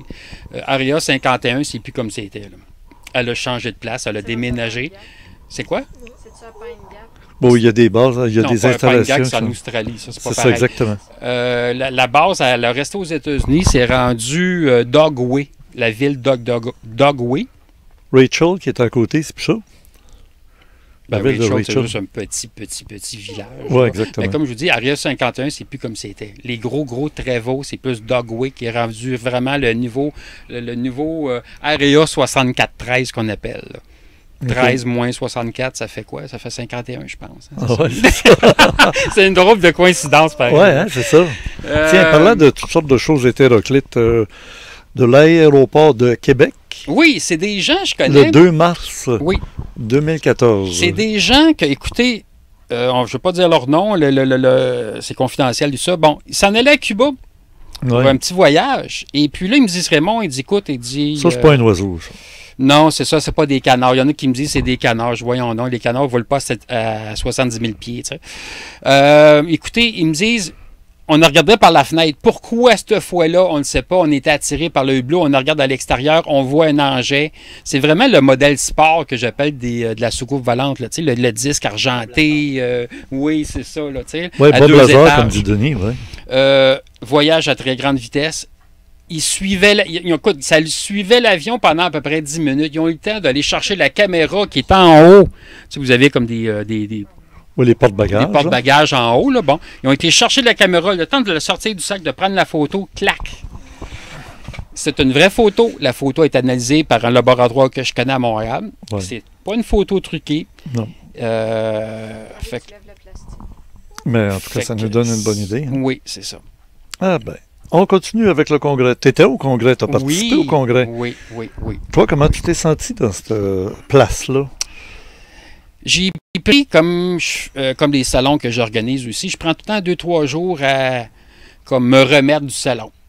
Puis là, j'ai des gens comme Christiane Saint-Denis, si je me rappelle bien de son nom, qui commencent à me dire, écoute, as-tu vu quelque chose de spécial dans le salon? J'ai dit, écoutez, je dis, il s'est passé beaucoup de choses dans le salon pendant toute la journée. OK?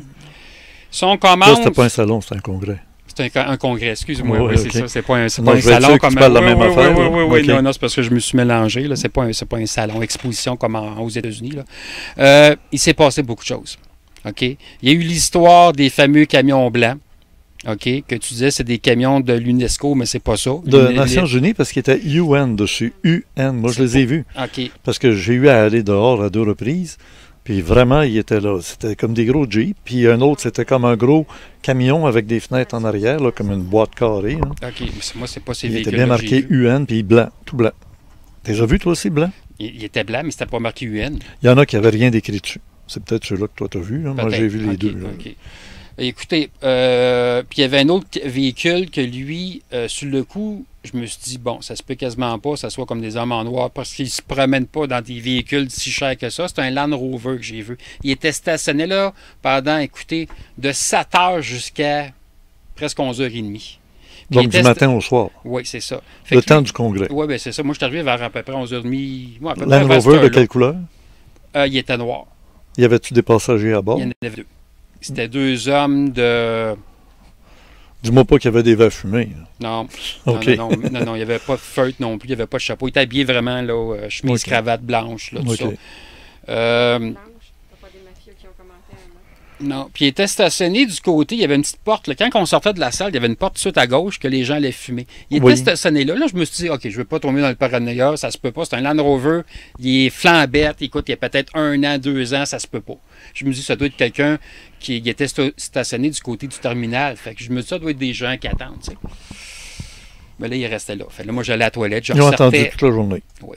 Mais ils changeaient de place des fois. Puis là, je me disais, ça se peut pas. Je dis, la police passe, on est stationné dans une place qui n'ont pas d'affaires, il y a une bonne fontaine qui est là. La police passe, ils disent rien, je dis, ça se peut pas. Parce qu'il y avait d'autres voitures qui se stationnaient proches de ce véhicule-là, puis ils se faisaient arrêter, bien, pas arrêter par la police, mais ils se faisaient avertir, ils disaient, écoute, tu peux pas te stationner là, et bon, c'est nos parkings et tout ça. Ah oui, OK, je sais ce que tu veux dire. OK. Fait que moi, je charge, je vais à la toilette, parce que bon, je bois beaucoup d'eau. Bref, il faut que j'aille à la toilette souvent. Je regarde, il est encore là. Mais je porte pas plus attention que ça. Les gens me disent, pourquoi Raymond, t'as pas été les voir? Je dis pas tout de suite. Je suis habitué avec les hommes en noir parce que ça fait comme 6 fois au moins je les rencontre. Mais ça, je vais revenir avec ça plus tard. Puis j'ai déjà parlé avec ces gens-là. Les gens qui étaient au terminus de Longueuil, qui étaient à l'hôtel, en fin de compte, ils changeaient de place. Des fois, ils se mettaient en avant. Ça a duré comme ça tout le long de la soirée. Là, je me suis tanné. J'ai rencontré un monsieur Légaré, qui lui, il y avait une autre soirée qui était dans une autre salle. Je ne sais pas c'était quoi. Il y avait un prêtre qui était là. Il y avait comme une espèce de baptême. Là. Bon, bref. Fait que monsieur Légaré qui me dit, on commence à se tutoyer parce qu'on jasait. Il voulait avoir son chemin pour retourner à Québec. C'est pour ça qu'on a commencé à jaser un peu. Je dis, écoute, monsieur Légaré, est-ce que vous voyez le Land Rover qui est stationné vraiment en face de l'hôtel? Il dit oui. Il dit, on ne sait pas c'est qui. Puis là, il était comme intrigué. Il dit, on pensait que c'était vous autres. J'ai dit, comment ça, nous autres? Ben là, il dit, écoute, c'est drôle parce qu'il dit, il prend des photos de certaines personnes. Là, je dis, quoi? Il dit, oui, il dit, il prend des photos. Mais là, il dit la joke parce qu'il dit, on les a pas vus débarquer parce que les autres, ils faisaient beaucoup d'aller-retour, ils allaient fumer, bon, un peu comme nous autres. Fait que là, j'ai quoi? Fait que là, il dit, oui, il dit, il prend des photos, mais il dit la joke parce que ces gens-là, ils savent différencier les gens de notre salle puis les gens de votre salle. Il photographie qui? Les gens de notre salle ou il photographie les gens de leur salle? Non, il photographiait les gens de notre salle, mais il ne photographiait pas le public, il photographiait certains ufologues, et moi y compris. Fait, moi, je faisais pas exprès. J'allais dehors. Pourtant, c'est pas difficile. Ils ont qu'à regarder l'émission, puis ils vont les voir. C'est ça. On n'a rien de caché, nous. C'est ça. Mais qu'est-ce qui me fait rire, c'est que c'est qui ces gens-là? Parce que c'est la première fois que je vois un camion comme ça, un Land Rover. Habituellement, j'ai déjà vu du Mercedes, vieux modèle, du Cadillac, du Lincoln, du Buick aussi, mais pas un camion comme ça. Jamais, jamais. Oui, Land Rover, c'est dans des places habituellement là, désertiques et compliquées. 100 000, 150 000, ces gros modèles-là. Oui, c'est ça. C'est pas le petit modèle, c'est vraiment le gros modèle carré que j'ai vu. Là. Ça, c'est une chose. On a été on a été souper à un moment donné. On n'a pas été souper avec les autres au restaurant là, de l'hôtel Sandman. On a été souper. J'étais avec Manon et puis Carole Lauzé. On a été souper chez Burger King, si je ne me trompe pas, du restaurant, qui était dans le terminal de Longueuil. OK? Juste faire une petite histoire courte, c'est assez spécial, qu'est-ce qui s'est passé. On prend notre commande, on va s'asseoir un peu plus loin. Fait que moi puis Carole, on commence à jaser. Parce que, bon, c'était la première fois qu'on se voyait en personne, puis on se parlait tout le temps sur Skype et tout ça. Fait qu'on commence à parler, évidemment, du phénomène OVNI. Je parle de mes contacts que j'ai chez NAV Canada, qui est pour ces autres qui gèrent les tours de contrôle. Oui, excuse-moi, c'est parce que je regardais par là, je ne sais pas pourquoi. Puis bon, fait que je parle un peu ben oui, Denis, je te vois. Fait qu'on parle de qu'est-ce que les gens des tours de contrôle voyaient sur l'écran radar. À un moment donné, on commence à manger notre repas. Il y a un jeune homme qui arrive, comme les autres jeunes hommes qui sont dans le terminal. Mais à la place de s'asseoir très loin de nous autres, il s'assit juste à côté de nous autres. Là, je me dis pendant 2-3 secondes, OK, c'est peut-être quelqu'un de la salle. Mais non, c'est pas quelqu'un de la salle. C'est un jeune homme, je te dirais, l'âge de, je sais pas, 27, 28 ans à peu près, bien habillé. Il y avait un repas avec lui, il y avait de la nourriture avec lui. Jamais il a mangé son repas. Jamais, jamais. Il y avait une espèce de téléphone avec lui, les espèces de gros téléphones qu'on a. Il faisait semblant de jouer avec. Fait, moi, je continue à parler. Je m'en fais pas pour lui, là. Je continue à parler du phénomène ovni. Manon, qui est à côté de moi, puis j'ai Carole Lauzé en face de moi, on l'observe de côté. Parce que c'est sûr que si je la regarde, moi, j'ai une vision large, je vois très bien qu'est-ce qui se passe là. Fait que lui, je le vois qui est là. Puis il m'écoutait parler, t'sais.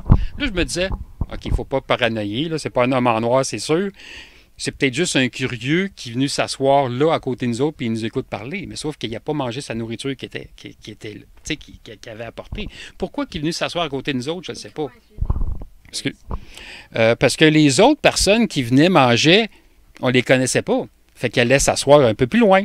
T'sais? Mais lui, il est venu vraiment s'asseoir à côté de nous autres, proche. Dès qu'on a changé de sujet, il s'est levé puis il est parti. Parce qu'il avait peut-être découvert que vous l'aviez comme détecté ou suspecté. Oui, on va dire ça comme ça. C'est la première fois que je rencontre quelqu'un comme ça. Oui. Alors, ça fait bien des choses dans ta petite vie. Tu as une vie très tumultueuse. Non, mais tu as une vie où tu vis du Indiana Jones en permanence. Moi, j'aime ça, ce côté-là. Je veux dire, qu'il y ait des gens qui ont pris des photos, gars, je veux dire, pour moi, ça ne change pas grand-chose. Tu n'as pas pris de photos, toi, du Land Rover? Ça aurait été bon que t'étayes tes propos de quelque chose de concret. Ça aurait été facile. J'ai pas de preuves de tout que je te dis, que je parle. Mirabel, j'ai certaines preuves. Les amants noirs, faudrait que j'essaie de voir, mais je pense pas que j'ai des photos de véhicules noirs ou quoi. Mais les plaques, je les ai faites checker. Pas la plaque de celle de 2 semaines, mais la plaque, comme l'été passé, quand je restais à Asbestos, il y a une Mercedes noire qui se promenait tout le temps. Puis elle arrêtait toujours en face de chez moi. Il y a des gardes de sécurité aussi. Il y a des surveillants. Hein. Ça se peut. Fait que là, à un moment donné, je me suis tanné, je me suis mis dans le milieu de la rue. Puis là, je dis, il n'y a pas le choix, il va arrêter. Fait que la Mercedes noire, elle a arrêté. J'ai été voir le chauffeur, il a baissé sa fenêtre. Je dis, là, tu vas me parler. Je dis, je vous vois souvent, vous avez plusieurs véhicules. Vos plaques, des fois, c'est la Défense. Puis là, c'est marqué F. Mais là, je dis, pourquoi vous m'espionnez? Pourquoi vous voulez savoir qu'est-ce que je fais? Qu'est-ce que je dis? Il dit, c'est M. Choquette, il dit, c'est vos dossiers que vous avez qui dérangent. J'ai mes dossiers. Je dis, pourquoi vous n'allez pas voir M. Page? Pourquoi vous n'allez pas voir M. Pierre Caron ou Carole Lauzé? Ah, il dit, pour les 2 derniers, ça s'en vient. J'ai oups! Ouais. Mais Carole, elle sait, je l'ai dit de toute façon, surtout Carole, là, pour les dossiers qu'elle a. Moi, je dérange. Je dis, OK, parfait. Mais je dis, vous faites juste vous promener, je n'ai pas vraiment d'avertissement. Ben, il dit, tu vas en avoir un, là. Il dit, là, il dit, tu déranges. Mais là, vous ne me dites pas d'arrêter complètement. Il dit non. Mais vous venez d'où? Êtes-vous des êtres humains? Il me dit oui. Fait que là, je dis, est-ce que c'est vrai que les hommes en noir ont un bureau au Québec qui est à Saint-Jean-sur-Richelieu? Fait que là, il me dit oui.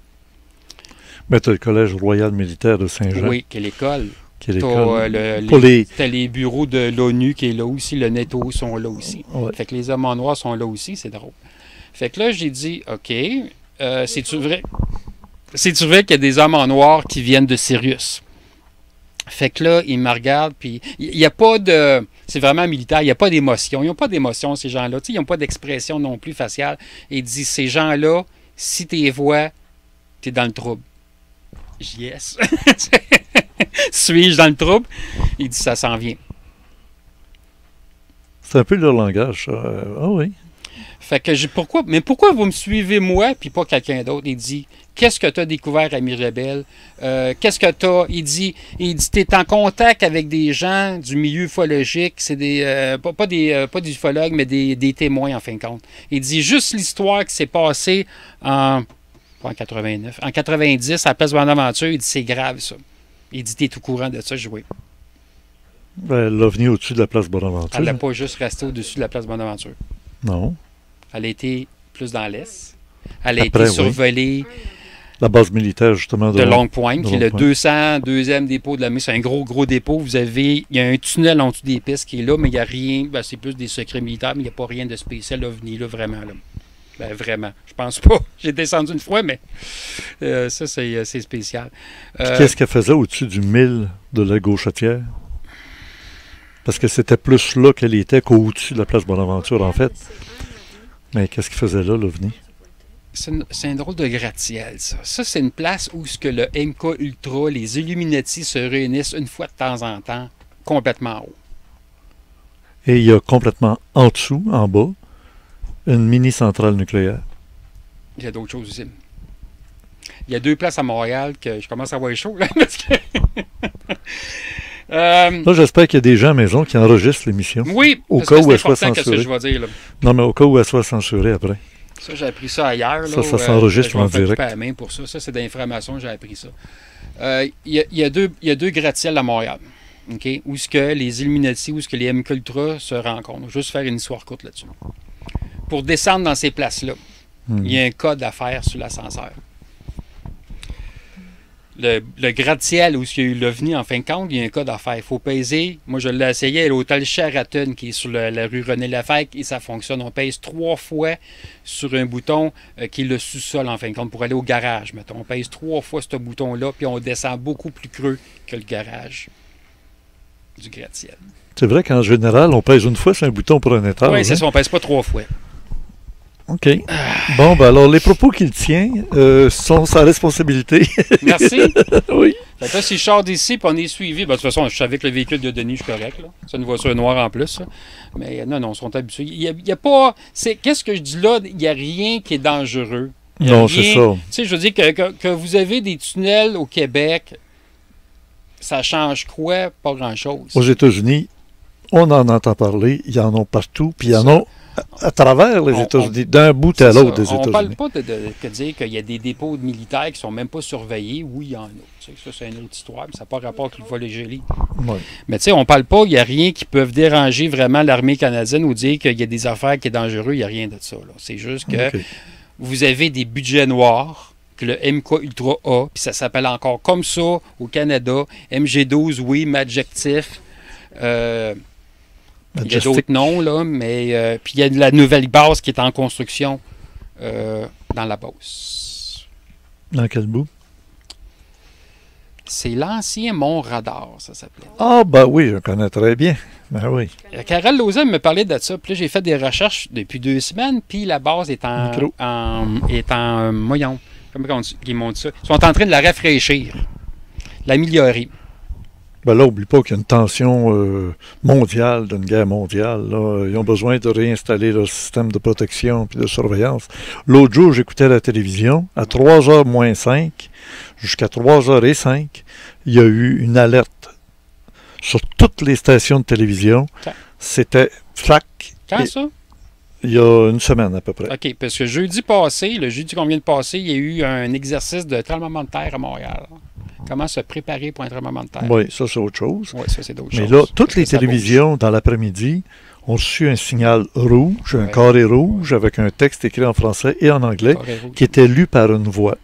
Puis pendant qu'on va écouter le prochain extrait du Congrès, je vais aller le chercher dans mes archives pour peut-être vous le montrer. Alors oui, ça fait déjà 1h18. Donc là, Denis, as-tu un commentaire à passer sur ça? Oui. Attention, le fil, là, je ne le vois pas. Commentaire de mon ami Raymond. Bon, on commence à le connaître, Raymond. Ça fait pas des années qu'on se connaît. Mais c'est intéressant. Hein? On a appris on a été super ensemble tantôt, mais tu nous fais des... Hein? Oui, c'est ça. Il nous a fait un petit peu. Il nous a caché des choses. Mais comment tu réagis? Là? Parce que là, on ne parle pas dans son dos, il est en avant de toi. Quand un gars qui a de l'air un peu illuminé ou qui a de l'air un petit peu... tout y arrive à lui, puis pas aux autres. Il faut dire qu'il court après. Il court après, tu sais. Ouais, mais c'est pas comme si sur l'autoroute, puis là, il y a un camion qui s'approche de lui, qui l'accroche. Mais... C'est dur de dire que c'est que je pense vraiment que... Je pense qu'on est... T'es quand même un gars posé. Oui, mais on est à l'aide de la révélation. Fait qu'il n'y a plus rien de ce côté-là qui dérange. Il y a plein de choses qui se disent, qui se savent, qui sont de plus en plus... on parlait de langage des oiseaux, mais c'est plus ça. Là. Il nous a conté quelque chose, pour bien des gens qui ne connaissent rien, ça va frapper fort, mais pour d'autres, qui entendent ça, ils vont dire « OK, oui, je le savais. » C'est comme si je le savais déjà, qu'il y a quelque chose qui se passe au niveau du Québec, mais partout dans le monde, comme tu as dit. T'sais. Fait que je suis pas surpris du tout. Puis la preuve, c'est qu'il est là pour nous le compter. T'sais. Fait qu'il n'y a rien de dramatique. Hein. Mais les gens heureux n'ont pas d'histoire. Il faut croire que... Moi, donc, tu veux dire qu'il est malheureux? Je fais des blagues quand je dis ça. Non, mais c'est parce que nous autres c'est plus... c'est pour ça que je dis j'ai aimé beaucoup Laurent Foster. Il vient plus nous chercher parce qu'on pense vraiment que dans tout ce qui a été dit, puis c'était cool, puis c'était correct, parler des ovnis, je me suis intéressé depuis l'âge de 14 ans. J'en ai 53 au phénomène ovni. Mais Laurent Foster dit des choses quand il parle que tout se passe en ce moment au niveau du cœur.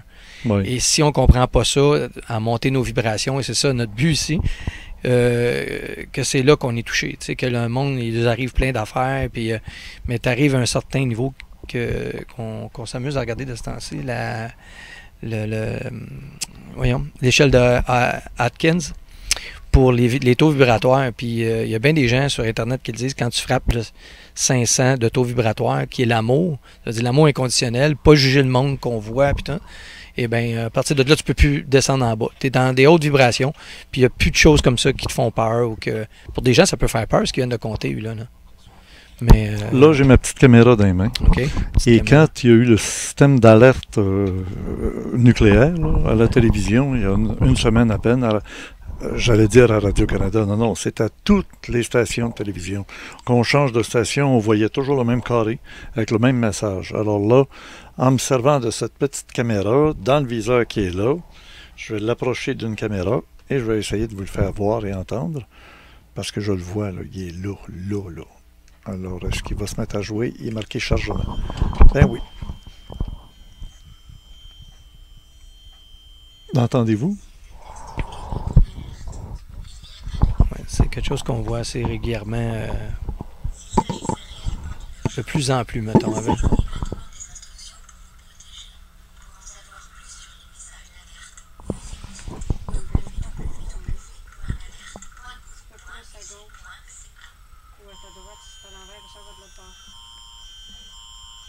Entendu? Oui, c'est la buzzeuse de l'alerte qu'on entend. Hein? Une alerte en buzz. Dans le volume au maximum.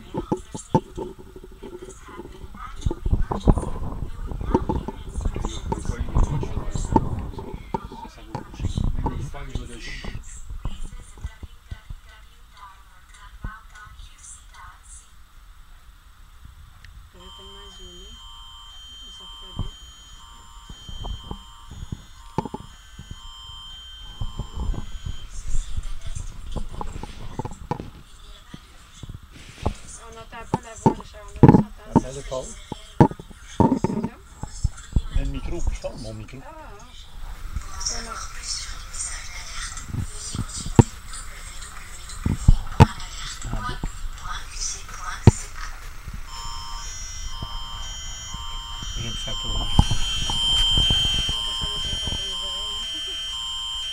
This is a test of Quebec Alert Ready. There is no danger to your health or safety. If this had been an actual emergency, you would now hear instructions for protecting yourself. For more information about emergency alerts, please visit www.alert.gov.qc.ca. Alors, on va passer à autre chose, hein? Mais peut-être qu'un jour, on va l'avoir en réalité, puis ça va nous frapper en plein visage, en se disant, qu'est-ce que c'est qui se passe? Alors, oui, il y a des choses qui se préparent, puis il faut être prévenu. Puis, il n'y a pas de hasard. Je suis tombé dessus comme ça. J'étais en train de défaire la piscine pour l'hiver. Je rentre à la maison pour prendre un verre d'eau. Ça se met à jouer dans tous les postes. J'ai eu le temps d'aller prendre ma caméra, l'allumer, aller filmer ça pour vous. C'est comme ça que ça se passe.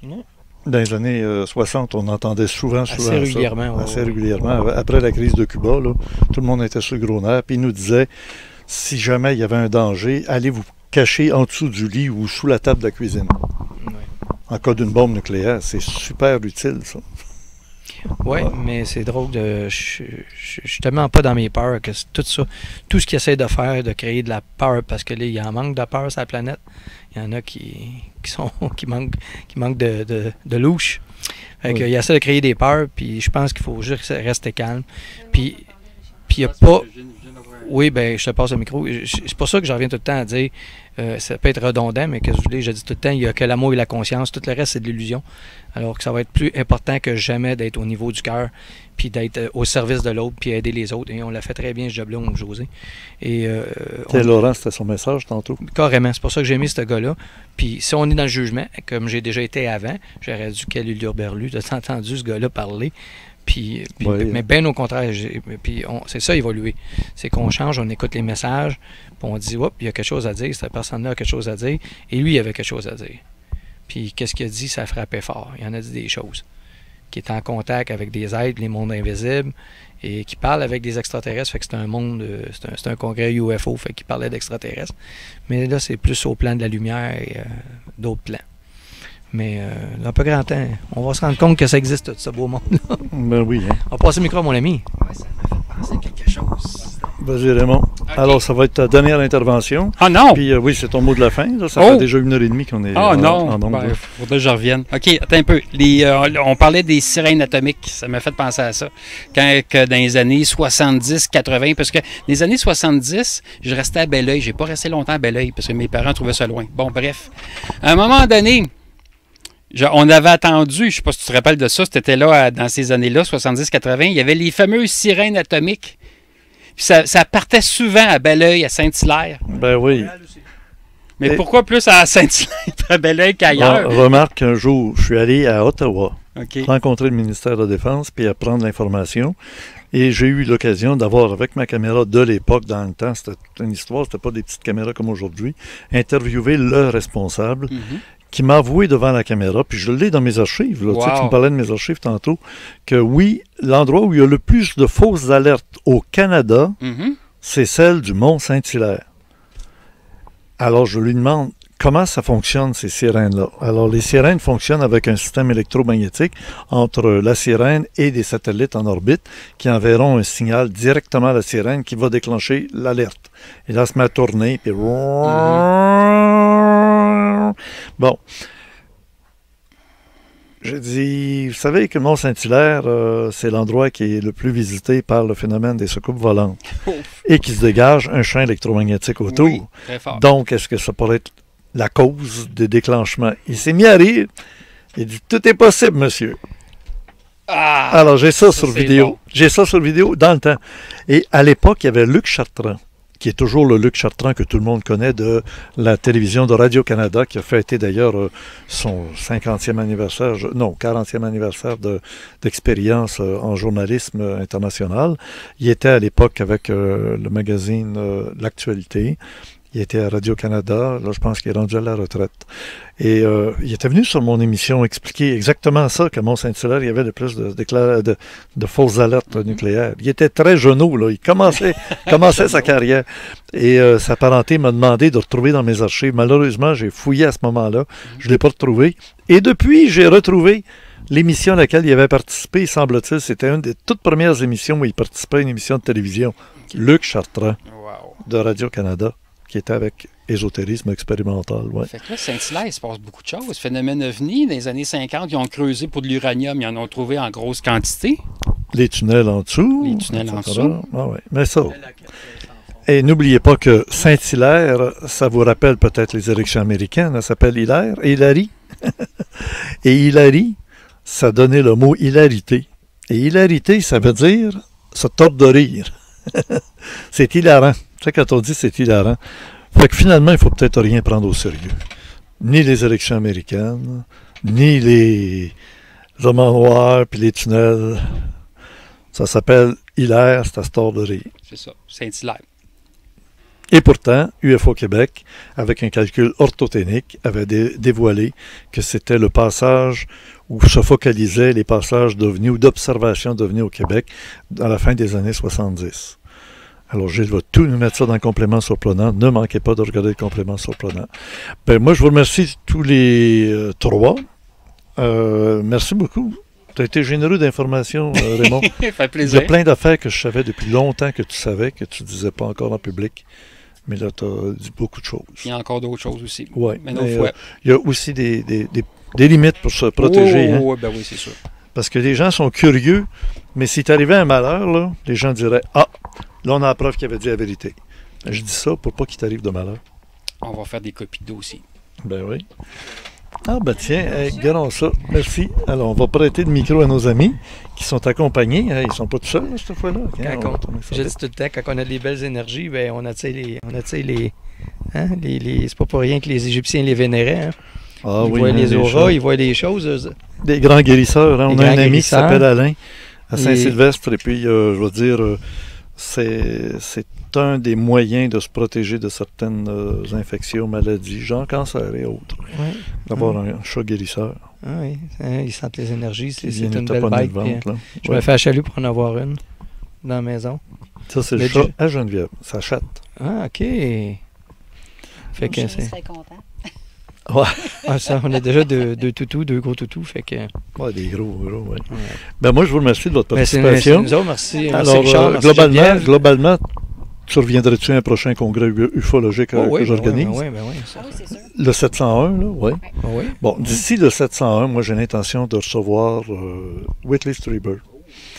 Le fameux soir de notre congrès, on était en contact avec Linda Moultonard. J'en ai parlé d'ailleurs la semaine passée.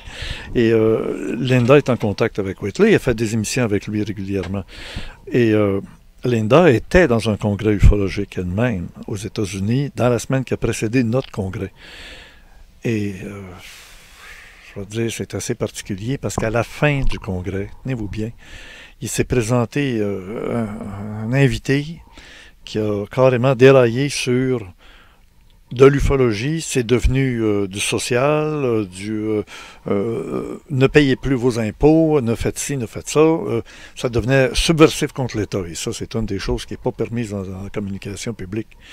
Alors, j'ai l'impression qu'il y a des manières d'infiltrer l'ufologie pour faire déraper l'ufologie, car ça commence à être pris au sérieux. Hein, vous l'avez vu la semaine dernière dans le magazine Science et Vie.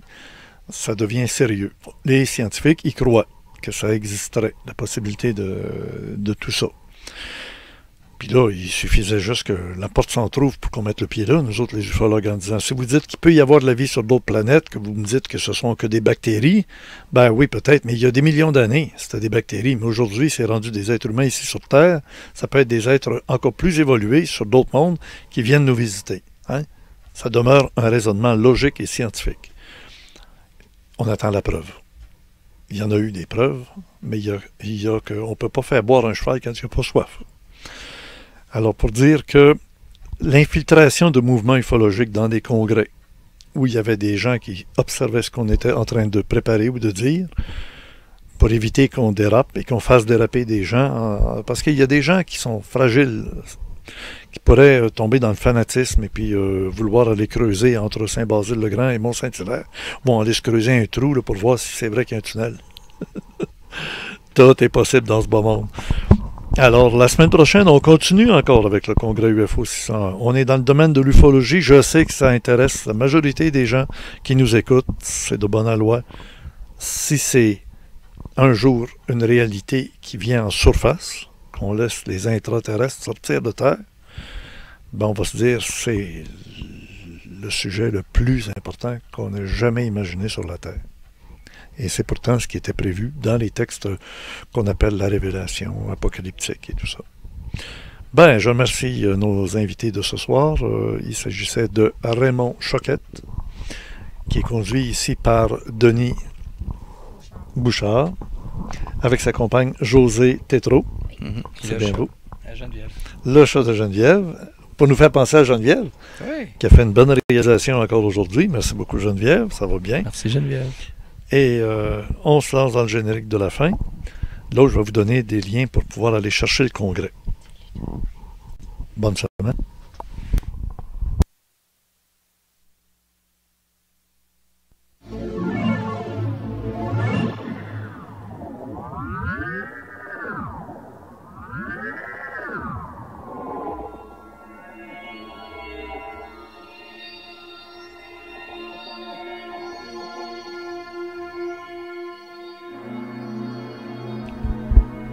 Vous venez de voir et d'entendre le Vidéorandia du samedi 22 octobre 2016, le numéro 43.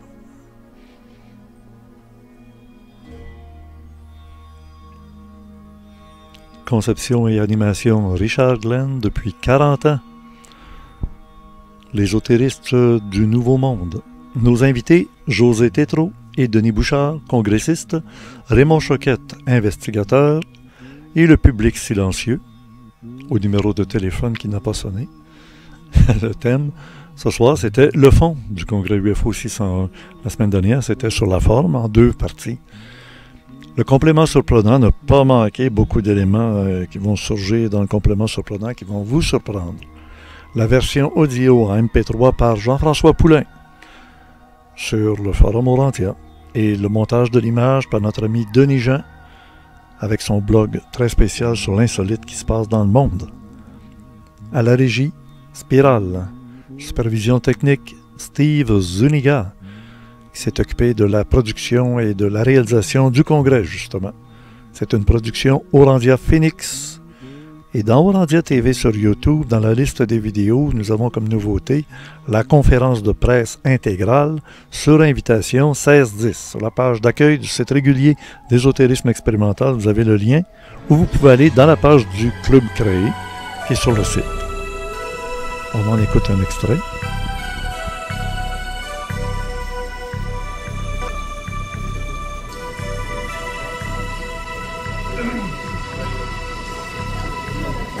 Mesdames, messieurs, personnalités des médias, bienvenue. En ce jour, le 8 octobre 2016, à l'hôtel Sandman de Longueuil, nous participons au 3e congrès ufologique de Montréal. Pour l'occasion, pour souligner les 50 ans d'ufologie, nous organisons cette conférence de presse où environ 14 personnes vont présenter leurs conclusions. Je me présente, je m'appelle Yann Lanet, je suis l'organisateur de cette conférence de presse qui pour moi est très importante. J'effectue des investigations intensivement depuis 7 années, j'en ai fait des centaines. Et puis pour moi c'est important de laisser la parole à tout le monde, même les gens qui n'ont pas nécessairement la même opinion. Toutefois, moi à la base, je suis d'abord formé à l'université en histoire de la mémoire, en mythologie comparée, en histoire ancienne. Ce genre de science de l'esprit-là, c'est tout mon domaine. J'ai découvert l'ufologie par la suite. Je vous ai parlé de mon ouvrage des 50 ans tout à l'heure, puis cette conférence de presse, c'est un petit peu la concrétisation de ce projet-là. Remarquez que c'est l'anniversaire des 50 ans de l'ufologie civile au Québec, parce qu'il faut faire la différence entre l'ufologie civile et l'ufologie militaire. Et soyez certains que l'ufologie militaire existe. Non seulement on a plusieurs cas où des hélicoptères, des avions de chasse se sont rapidement rapatriés sur le lieu d'observation, mais aussi nous savons à quel organisme de l'armée appeler pour communiquer nos propres signalements les plus importants. L'ufologie du Québec, c'est plus de 70 personnalités et une quinzaine de groupes ufologiques. Certains ont été plus actifs que d'autres. Ce n'est qu'un extrait de ce congrès UFO 601, entre autres la conférence de presse, qui a réuni sur une grande table tous les congressistes, c'est-à-dire tous les conférenciers, qui soient des ufologues, témoins, expérienceurs, abductés.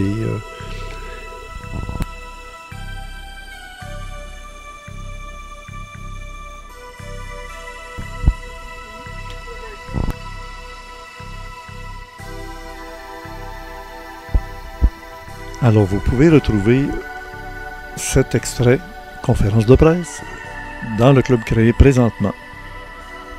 Et dans le site régulier d'Ésotérisme Expérimental, vous voyez, il y a déjà une rencontre avec Michel Labrèche, les pouvoirs de la magicienne, et les billets virtuels du congrès sont disponibles en partie 1, 2, 3, en 3 parties. Au coût de 25 $ pour les 3 ou 15 $ pour les abonnés au club créé. À l'adresse, toujours la même, Orandia Phoenix, par un chèque ou un mandat postal justement libellé à Orandia Phoenix, casse postale 52 Belleuil, Québec, Canada, J3G 4S8. Pour ceux que ça intéresse, c'est déjà disponible en version billet virtuel. une version professionnelle est en préparation. Merci de votre attention. À bientôt.